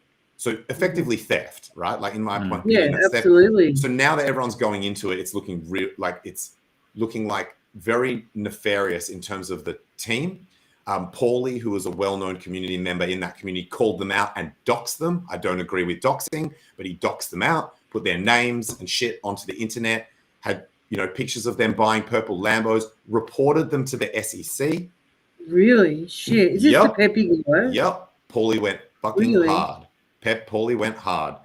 Reported them to the SEC, doxed them on social media, just unloaded on them, and ultimately and he burnt a whole lot of his tokens as well, or something. But didn't Paulie do a bit of a backdoor to everyone as well? I'm not sure. I don't think he did anything. I'm not sure. Oh, sorry. The accusation against him was that he pumped and dumped, that he accumulated a massive supply and then socially pumped it and then sold into his followers buying it, is the accusation against him. And I can't verify that. Do you guys, I've been thinking about this for a little while now, because everyone's still on the meme coin trend. But the meme coin trend, meme coin trend was last cycle. how often does the same trend play out the next cycle? Well, It'll happen no, again. I think we're in a meme cycle at the moment. It's they're the coins that seem to be. Oh, no, that's because everyone's just fucking bear market boredom. That's the way they can try and pump bags and make money. Yeah, everyone's just looking for the thing that's pumping. Yeah, but and all then the they noise- want Well, to be the popping meme off. is acknowledgement that it's all narrative. Yeah, but And that's if right. that's the case, if yeah. that's the case, then it's not going to change. But it's all It's But that's still all. normies gonna be- love the meme coins. You're That's how thinking they too get- high level, Bluey. You're thinking too high level. If you go with everything's a meme, then this conversation is mute points. Yeah. But what Jex is saying is, are we seriously there's a- still running this same narrative Yeah, of that's trying right. to make money Yeah, on so meme coins? And there's a meme- unfortunately, it's yes. There's a meme coin Yeah. game, and it's a game where insiders win, everyone else gets effed. Unless you're very lucky, you might jag a couple here and there. But you've got to be moving very fast and watching for the next thing and rolling through to the next thing. Would you agree with that, Tangent? Well, but it depends on the coin, because say using Doge as an example, that's been around long enough. There are no like early insiders specifically because it's such an old coin. So I think you're maybe using meme coin as a proxy for these kind of like pump and dump scams, but there are meme coins out there that are like launched fairly and that sort of thing. Like you guys know that there's a meme coin that I'm like not a fan of, but you know, like, what do you call launch fairly? Are you saying that? so Are you saying that there was not a small group of people that knew Orange Coin wasn't going to launch? Well, I guess unfortunately, like, I don't want to sound defensive here because my bags in any meme coin are absolutely tiny compared to my RH product bags, and whether that's on PulseChain or not. But the point is that there's a limit to what you can do to launch something fairly. There's always going to be people who know about it earlier and get to buy it before it runs up in price. And just by definition, the team and their immediate circle of people that they talk to are always going to know about it straight off the bat. Like, but I guess the point was that deliberate or not? Like, is it like, hey guys, is it nefarious? Is it planned? Hey guys, let's get this coin and do it. Or was it like this kind of like organic birth? And if you believe the people, if you believe what you're told, there are coins out there where they didn't design it to be a insider job, pump and dump. It was just something that kind of like took off organically and just like went viral, and then everyone just kind of socially decided that was the shelling point. So at best, so let's assume you're not on the inside team, but they put the tokens into a liquidity pool, then it's every man for himself. Go in and buy it as quick as you can before the invariant rate kicks liquidity. in. Exactly. They're coins that do locked liquidity. It can still be locked, but if you're there early, so if you start a coin off at 0 and you're there in the first 2 days, you benefit exponentially better than guys that come 3 days, a week. But so Jack, sorry, you go, Sammy. But those stories, like the Shiba Inu guy that got in early, the Pepe guy that got in early, these are big stories and they did really well. And yeah, Tangent's right. Some of them got blacklisted, couldn't get their money out due to the thin liquidity. But these are what bring normies in. Like when the last This bull is ride, the I had shit you want to bring people into? But this is what they like. They like the don't- meme coins. They like to see No. have a chance at making $1 million That's out the of thing. $5. Normies don't understand the game that's being played. They don't understand that it's a rotate, and it's the inner crew that are killing the pig. So yeah, while you're right, so this again comes back to intention, right? Like if someone's running something as an actual scam, then people do, like normies get pulled into it thinking. So I agree with Sammy. That's that you can get rich is an extremely powerful narrative that many meme coins do leverage off, right? And it's a powerful one. We've seen it work, right? People doing the like, find the next Shiba so we can just all get rich like super quick. The faster and the more rich you can get, so more rich more quickly is what people want. Yeah. However, And you can. So even though we're still sort of like debating whether something is launched, can be launched fairly, that sort of thing, let's just go like one to a higher level and go back to like Richard's point about having, so we all like HEX, we all like Richard. And his point early on was, don't stress too much about concentrated supply, because that shit is a benefit if you to get away from not imaginary horribles. What's the one where it's the tragedy of the commons?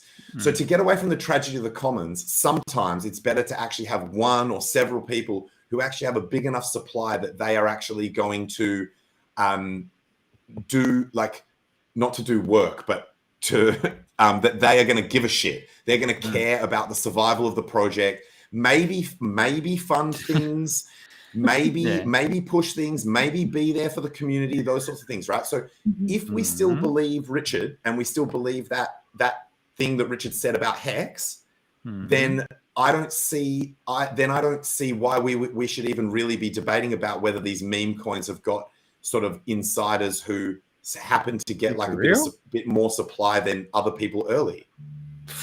Come on, man. You know, why do you not? Okay, so you look at Dex Screener, and 1,000 coins get listed each day. How many of those 1,000 coins do you think has a responsible team behind them, like you're talking about? Probably fucking none. But you find that out pretty quickly. But you find that after you've lost your money. Because we know crypto. Not after you've lost your money. If you wait, it's obvious that's what it's going to be like. That's up to the people to do their own research in that sense. That's the reason there are so many coins, because everyone sees it as a get rich quick scheme. Like, make my own coin and get rich. That's why there are so many coins. Not because these coins do anything. How long? Not because these coins do anything, man. Not because these coins do anything. Most of them don't do shit. Most of them are just straight out copies of some other shit that doesn't do shit. But how long would the scammers be willing to wait before they rug it to go and do their next rug or whatever? Like, as in, what sort of time frame would you? How long's a piece of string, bro? Exactly. Yeah, that's true. But some of them do it for bloody $1,000. Like, they just keep bloody rotating. If you can spin up a contract in 20 seconds and you can make $1,000 off it, people will do it, man. Like the Pulse of Boy. My original point is, do we think that meme everyone's doing is going to be the thing that carries us through the next cycle, and is going to be the big, where all the money's made next cycle, and where all the gains are to be had? It's with all the normies. It's where all the normies go. That's where they're going to pump Bitcoin and the meme coins. They're going to go crazy next bull run. That's what they love. I really hope not. I hope we're. I think it's going to be real DeFi and fair launch cryptos. I think it's going to be AI type coin stuff. That'll be one of the define fair launch, Louis. Jex has made it extremely difficult to do a fair launch. We don't want to. That's the whole thing. Yeah, we can go down that rabbit hole, and I know Bluey what he's thinking. It's hard to do fair launch. It's hard with fair launch. It's technically, like, in my opinion, it's currently impossible. It's technically impossible. I agree with you, Bluey. I agree. It's easy. It can be easy, but I don't know if that's like maybe what you're talking about. It's not easy at all. It's, in my opinion, it's impossible currently. Well, it depends how we have to define our terms. What do you mean by fair? This is really a discussion for not HEX show. It's fair enough. Fair enough. Yeah. This is we're sort of, you know. But if we look at off-road.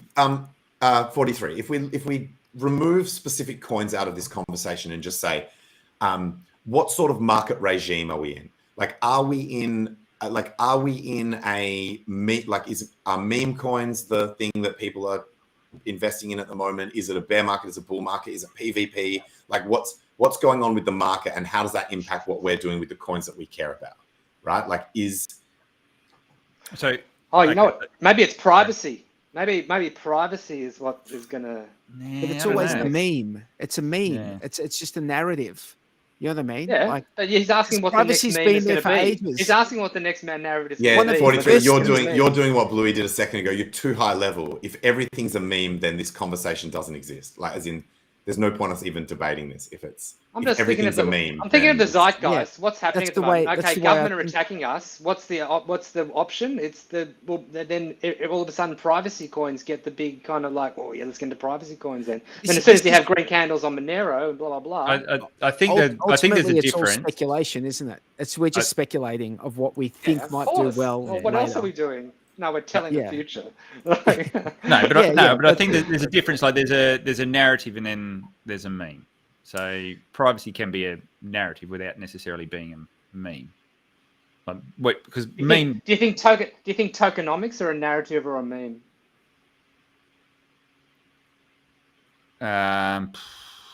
Don't know. So for me, meme coin for me is something that is driven by meme They're culture. a narrative meme.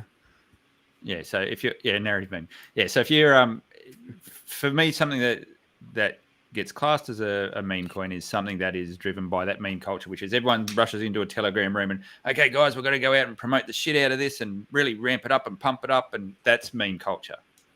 Uh-huh.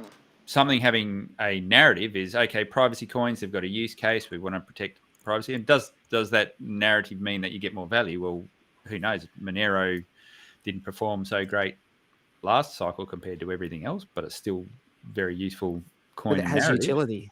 Has Utility and price action, not You know what I've necessarily really related. realized? You know what I've really realized since this bear? The supply of a coin actually doesn't matter so much. What drives price really is just demand. Yeah, exactly. Yeah, for sure. Yeah. No, that's not true. It depends who holds supply, I think, is important. It's sort of Oh, both, of guys. course It's it is. demand That's and why- supply. I think demand is Demand way has more to important. outstrip. Demand is way more important. You have for to have more price. demand than supply. For the price price up, yeah. pump. Yeah, for price up, yeah. The price, it's really driven by demand more so than the supply is just a narrative. Mm. It depends how you define supply. The tokenomics. No, but is supply total available coins or tokens, or is it supply that's on the market ready to be sold? That's a different. Whichever. It's all just No, tokenomics. It's all just narrative. But that's also really just narrative. It's like Guys. demand is actually like actual people wanting to buy, actual people spending more buys than sells. That's pretty much it. Oh no, I totally agree with that, but that's different to total supply. Total supply can be locked in a cupboard, never goes on market. But still, This is the thing that I never got with the whole centralized ownership of the OA. Right? people buying. So you have this massive centralized ownership, and then you have everyone else. The thing is, right, because that centralized ownership doesn't do anything with the tokens and just lets it sit there, like all you get is you end up having the whale wars down here. But you still have the whale wars. You're always going to have, in any kind of system, you're going to have like people who have more and people who have less. And it's never going to be an equal distribution, because as soon as you have an equal distribution, then people are trading, and all of a sudden it's going to go into a whole lot of people having a lot and a lot of people having not many. No. Yeah, But that's just always economic yeah. decentralized. That's always going to happen. Yeah, So This anti OA, argument that everyone has, that's the way it is. The contract was made with an OA. Everyone has to get over it. That's the way it is. all Don't like I'm it. saying is I never understood. I never understood the That's the orange tactic. address. I'm happy for the orange address to exist. Just the order point the is orange address if you want to know where the ETH went. Yeah, No, but I'm the point totally is that accepting of it. But let's. if anyone doesn't like it, it's like, well, if you don't like it, go buy the frog one, or go buy something else. This one has the OA in it. That's it. It's got the OA. You got to accept it. If you don't like it's just the way it is. I can not understand it. I can like it and not understand. I can like HEX still and not understand what that tactic as part of it. That's not so much directed at Willie, by the way, because we've discussed it many times. I know, like, we've discussed it in private many times. It's more directed at anyone who like, there are people out there who just so upset by the OA's existence. That like the 43, you're sounding a bit muffled. I can make out what you're saying, but it's a little bit muffled. I'm actually, look, guys, I'm actually. Can you read the message in the private chat, Tangent? Yeah, I'm sure. actually gonna I'm going to say good night to everyone. I've got an early start in the morning. But you guys keep going. It's have your discussion. Oh, Good that's chatting to you awesome tonight. because that works out perfectly because I accidentally did log in through the portal, so I can actually sort it. Yeah. Good night, dude. GN. And by the way, we're on DeFi Down Under tonight, so we don't have to get off the channel for anyone else. So you guys can stream for as long as you want. Good night. Take care. Good to see you, 43. Hey, 43. But still, huge market cap is a detractor for normies and anyone new in the space that doesn't understand that market cap is a vanity metric. You say it's. I mean, that's how they're ranked. It's a detractor, but that's how they're valued. That's how they're ranked. The different chains are ranked. So, like Ethereum and Bitcoin are better because they have bigger market caps. Yeah, Sammy's right though. My doctor our family doctor, he calls me up for crypto advice. My dentist as well. My dentist. Dude, he still thinks I'm a genius, even though like it's down from when I first. Even though you got him wrecked. I didn't get him wrecked because everyone makes their own decisions. But yeah, I might have to find another doctor. I don't trust him anymore now. He might do anything to me. No, but he calls up and he's asking for advice, and he was into the safe moons and all that kind of stuff, and the way he looks at everything is, you're right, Sammy. He goes, I just need something that I can get in early on. There's no point looking at all this other stuff that may be valuable or may have a use case. I just need something with a low market cap that I can get in on early on, because that's where everyone makes it. Yeah, okay. So exactly. It's a detractor. And that's why I think the OA should burn their whole supply, because there's too many. The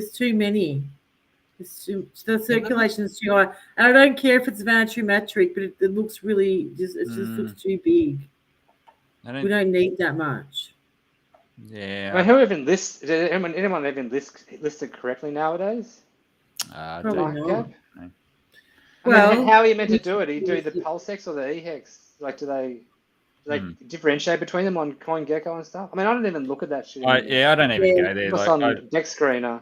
Yeah, and I think anyone that's playing in DeFi, I don't even think they use coin ranking sites like that anymore. I can't even.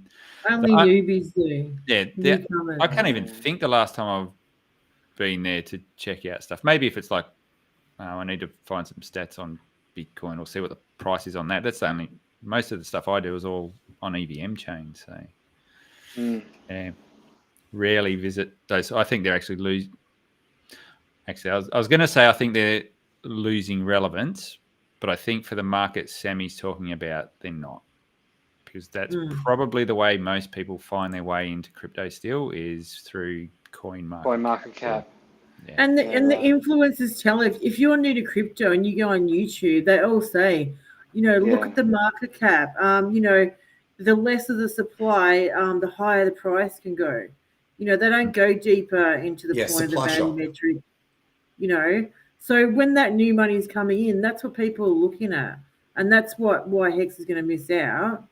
Even Pulse, when they look at the supply, it's a possibility they could miss out on those newcomers coming in the market, because they don't want to see a trillion supply.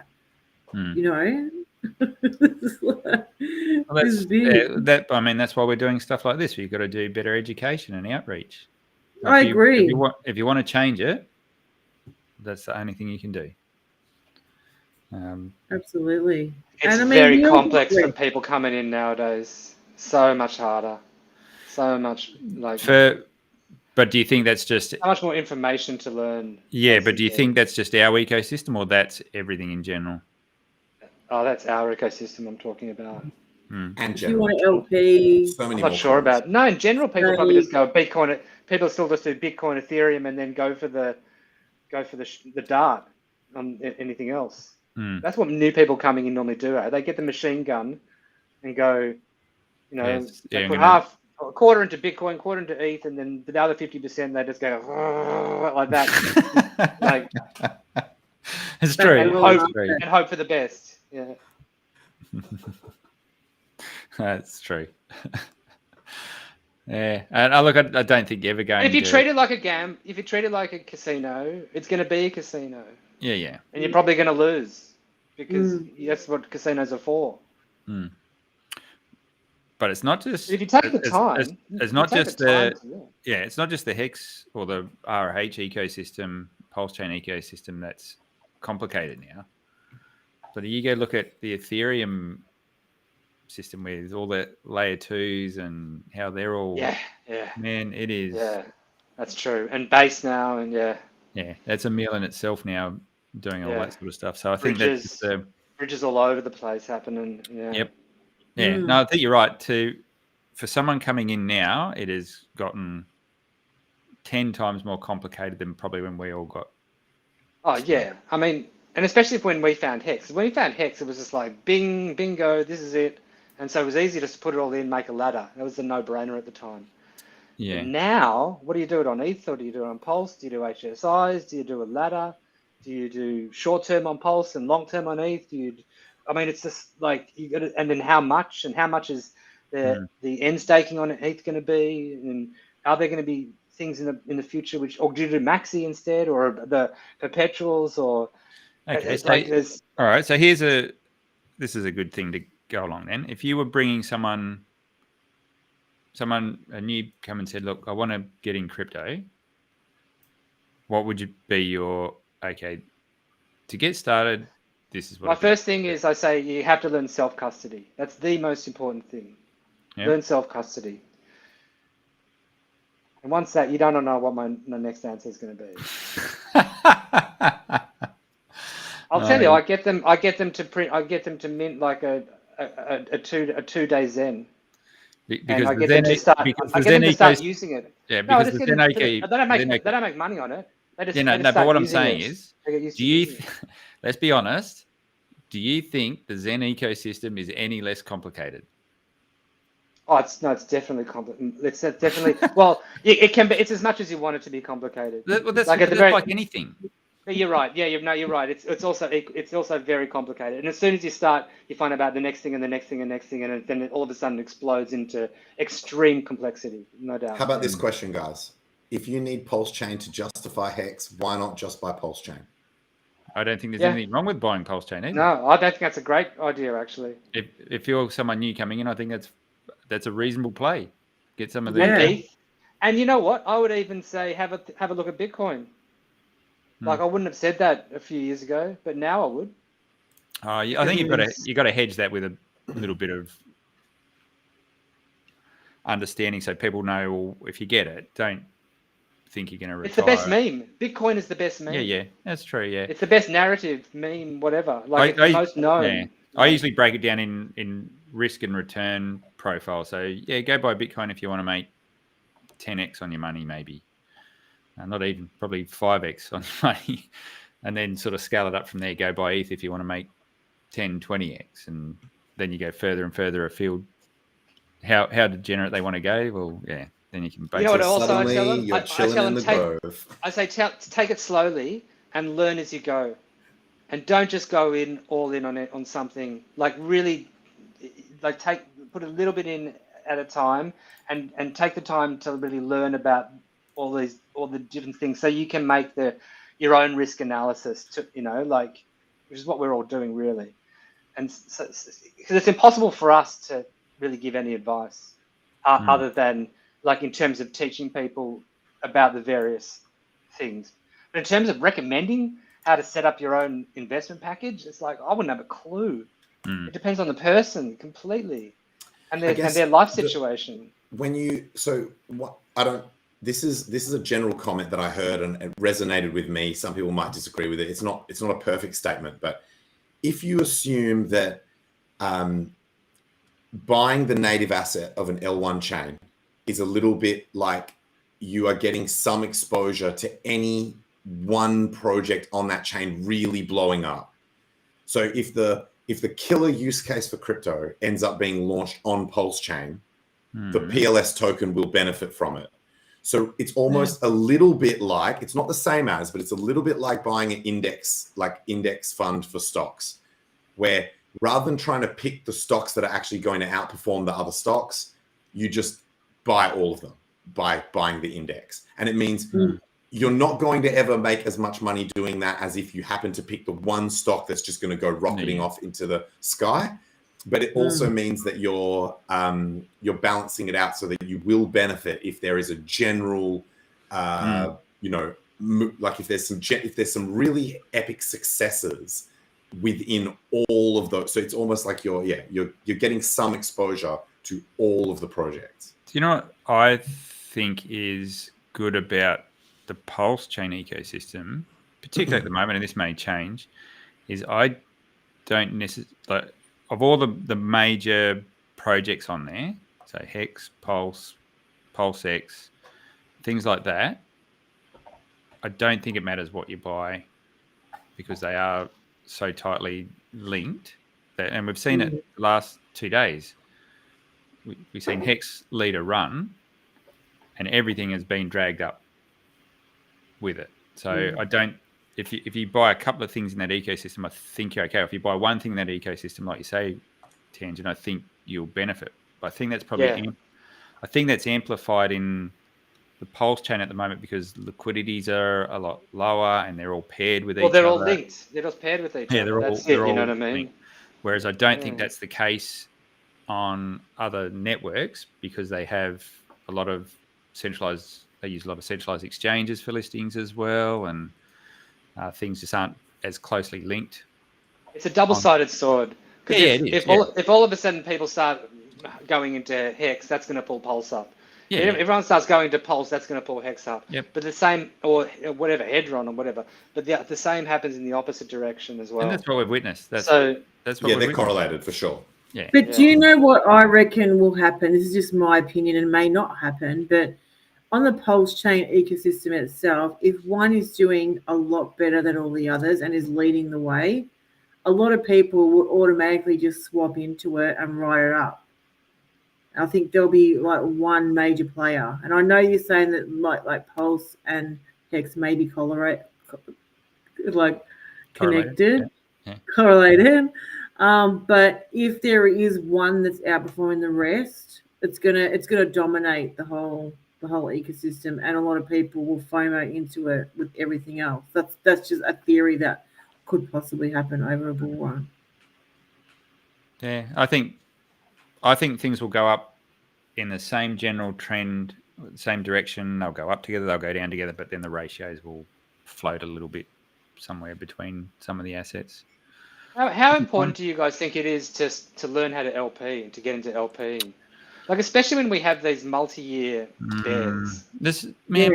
I agree, but that's not a beginner's thing, I don't reckon. No. And I think you need to understand, like, I don't think people understand if you've got this raging market and you go chuck your coins in a pool with something stable or something that's less performant, you're getting... Yeah, but that's so rare that you have a pump like that where you're going to lose out, you know? Yeah, and it's like to be... Well, it's so especially rare. Especially on stables, but then it's also about, okay, we'll teach people when to use them. So there's times in the market when you probably do want to do that.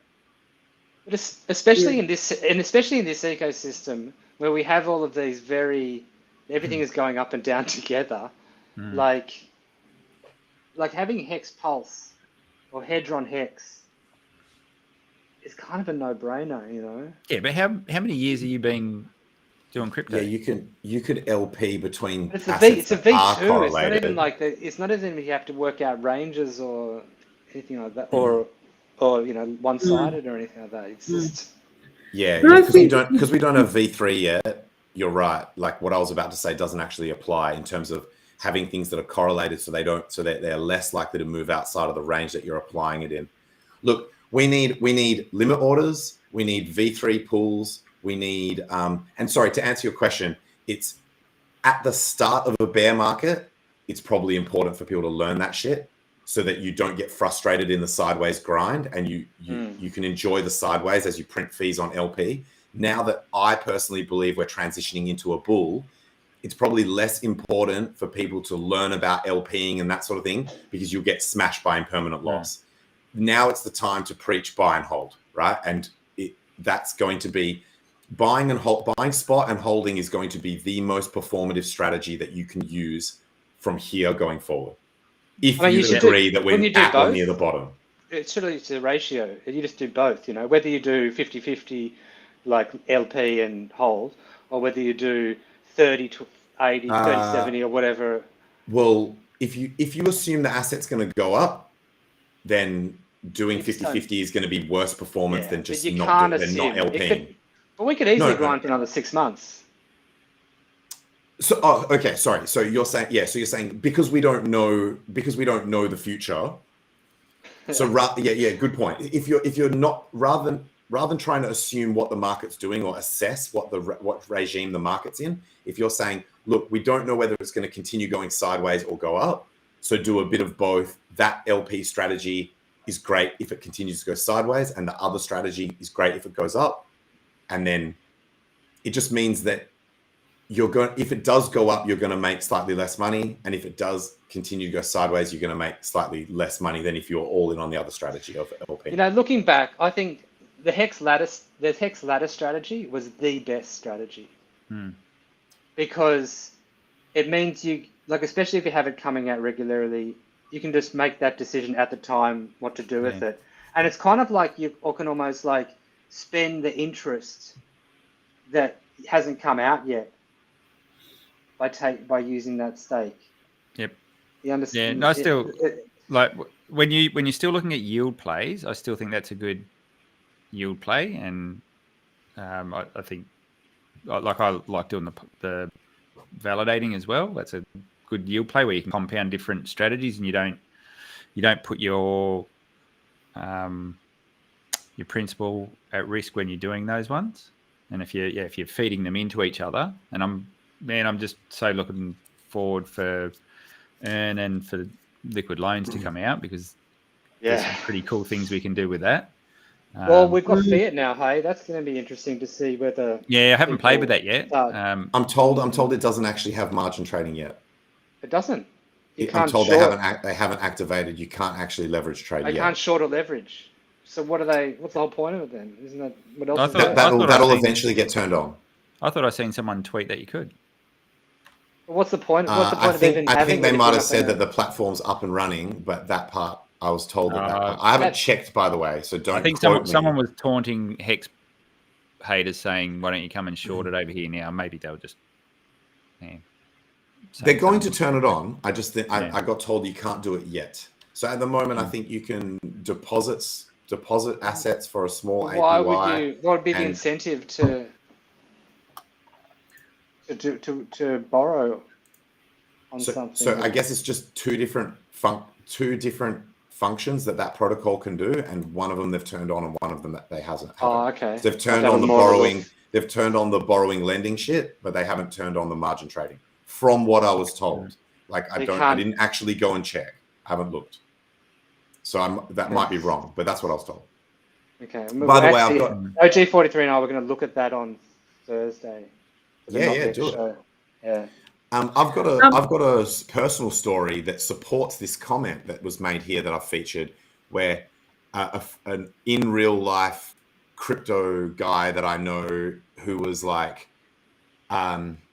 he thought he was pretty hot shit and then got wrecked, obviously, by the bear market. Not this one that we just went through, the one before.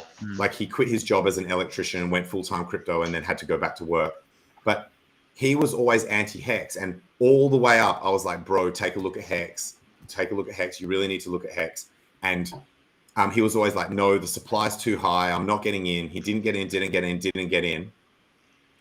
And then late last year, he actually contacted me and said that he was thinking about buying some short term just as a trade.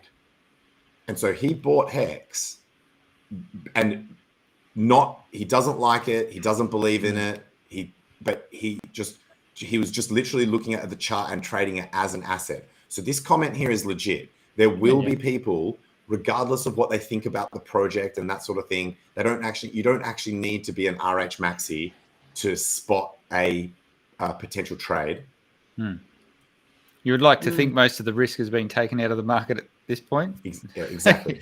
And that's not just a HEX thing. That's an everything thing, all the other alts, you think that there's got to be a better risk reward here, but and there's the whole fear, like still go the down buy when there's blood in the street, right? Like as Yeah, in some people would identify that this is maximum fear with this SEC stuff. So there would be people, they've seen what happened with Ripple. They might just say, you know what, this buying HEX here is actually a sensible play to counter trade the sentiment and the fear. Yeah, and just remember as well to keep some dry powder though as well. Yeah. Like DCA, don't just like think this is definitely the bottom and just go all in. Like that's one regret I have was not putting more of a hard word on some of my onboards. So I said to them DCA in over a period of time, the longer the better. And they went, nah, fuck it. All in, yeah. And it's like I should have been harder on them. No, just like seriously, like keep dry powder and do it over 6 months, a year, or whatever. But also, it's good. I say this to anyone I get into crypto. This is like my famous words: like, do not put in more than you can afford to lose. And that, in dollar cost averaging, you can average that out where it's a reasonable amount of money that you're not missing and that you may not use. I just think Sammy, going all I in. don't think anyone's changed their life by not risking the biscuit. Yeah, but you know what? We're definitely risk takers. We are definitely all risk takers. No, but it's so true. Like if everyone goes, oh, that's the thing that everyone says, but do we all do that? Like I've got money in there that I don't want to lose it. I max out my credit card before big payday. Look, I tell you, I wish I wasn't the way I am because I'm very, very careful. But with an example from a meme coin recently, my gut was like, okay, I'm not putting too much in because if I lose this, I really can't afford to lose it. But looking back now, I should have done what you said, Jex, and gone a little bit heavier because I would have been. I did not say that, Sammy. I would have been a very happy woman today.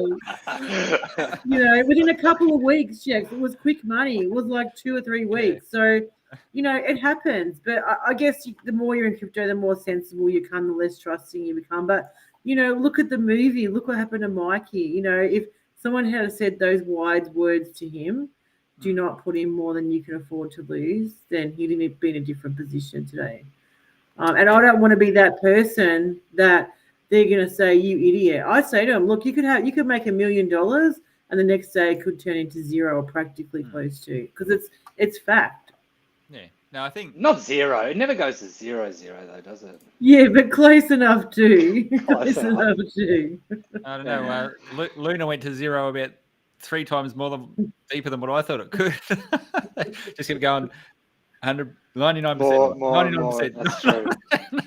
Yeah. Occasionally the one. Yeah. But I bet you people are still trading it today. Yeah. Probably. It's crazy. But boys and their toys, they're all guys. They would trade anything, if they could. They trade marbles. They probably trade their own mums if they can. Anything that's worth a tiny little bit, they're going to trade it. Yeah. That's why crypto is never going to die. And if for some reason it did, they'll find something else. And we'll be all on that shit in a hurry, getting in early. So if I agree with you, Sammy, and like if you take that as a like a philosophy, crypto's always going to win in that sense because there's no other thing that you can do that's instantaneously global, instantaneously borderless, instantaneously permissionless. You have the largest addressable market of any kind of sort of trading games that you can have, whether it's Pokemon cards or freaking whatever it is. Nothing else can just instantaneously get the entire global market. Anyone with an internet connected device is able to participate. So, and that's a crown that crypto has that's going to be very difficult to take away, particularly by the legacy financial system that has all sorts of rules and regulations that they can't just get rid of to compete.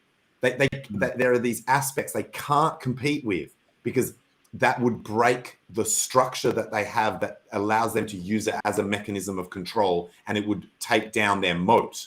So they're stuck in a position where they're like, do we give away our competitive moat or Like, so They kind of can't they can't even do that They because there's been so many, like, this is over hundreds of years. There's been more and more regulation stuffed into that system every year, and they don't want all of that shit, but it just keeps coming down on them where they get more stuff mandated on them on how they've got to KYC everyone and do a lot of it's out of their control now anyway. How much reporting they've got to do and all the disclosures. It was so interesting. I think it was just Baum put up which, like, the top 3 cryptos that were Googled by country, and it was all over the map. Oh, really? Like, That's really interesting. There's all sorts of stuff we haven't even heard of. Like, there's this stuff going on in all of these little pockets and these cultures and these countries, especially in other languages, the communities. We have no idea what's going on, and these things are coming out. Like, it's going to come from, like, I mean, America's really shooting itself in the foot, and it's really killing it. And up until now, American has really driven the crypto market to a large extent. And so we're going to start seeing it now come from, I mean, hopefully, other places in the world.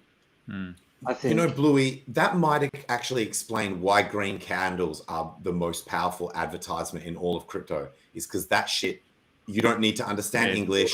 You don't need to be in the Twitter echo chamber. None of that shit. Any site that looks at shit in your language that is decentralized and kind of just looks at all the coins that are being produced and presents the statistics to you based on the data, green dillies are going to put that coin at the top of the chart, at the top of the list, right? Like, and they can look at volume and they can look at all these stats. So if the coin has good stats, that shit also just goes to every single country, provided they've got some way of analyzing the blockchain, right? But it's all on chain. So, that's another reason why as a community, maybe that's what we should be concentrating on. It's like looking at, okay, so I've been saying that the whole time. What does Japan use for social media? Why, aren't they even more into crypto than they are? Because like they're probably using something that we just don't use. I think they're big crypto adopters in Japan. I think the government's very pro. Yeah, and government's was very pro crypto. I don't know if they still are, but they were. But we don't have to work out how to infiltrate their echo chamber. I just told you the green dillies do the penetrating. It's just green it up. Yeah, but that's kind of leaving it to they've got to. You still need those green dillies put in front of someone, don't you? Otherwise, they never see them. So how do you? You've got to. People have to know about the thing the HEX or the HEX ecosystem to see the green dillies. No,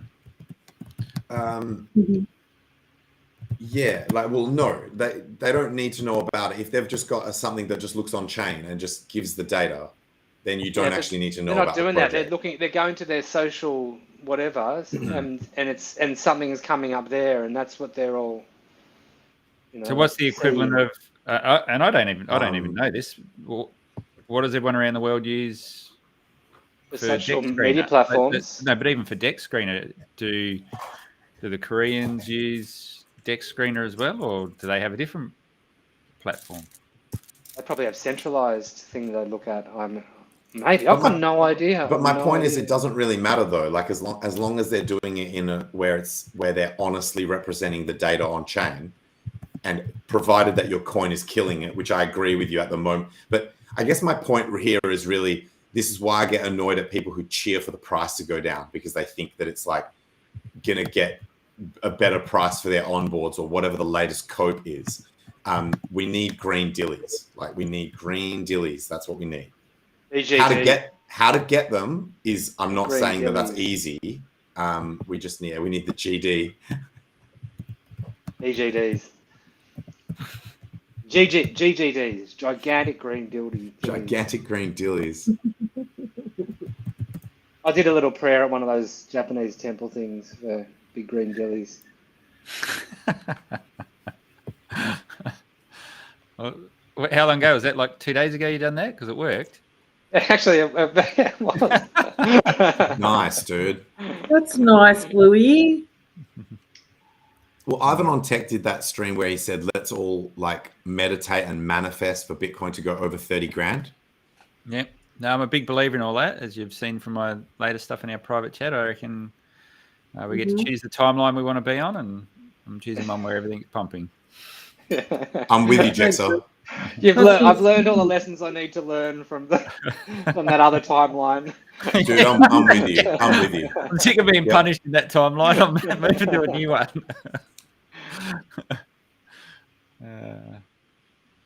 I'm here for it, Jexo. Yeah, no. Serious. I'm here for it. As soon as I put that message in there, so this was 10 o'clock 2 days ago, I put that message in there and the chart just went, so I reckon it worked. Can confirm.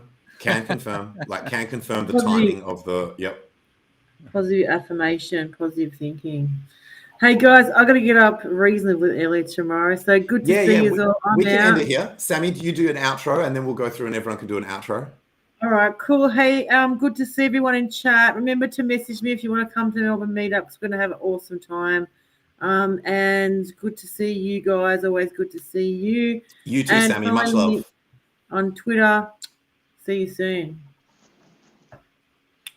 My quick message is get on my timeline. It's just green candles and up to the right on my timeline, so join me.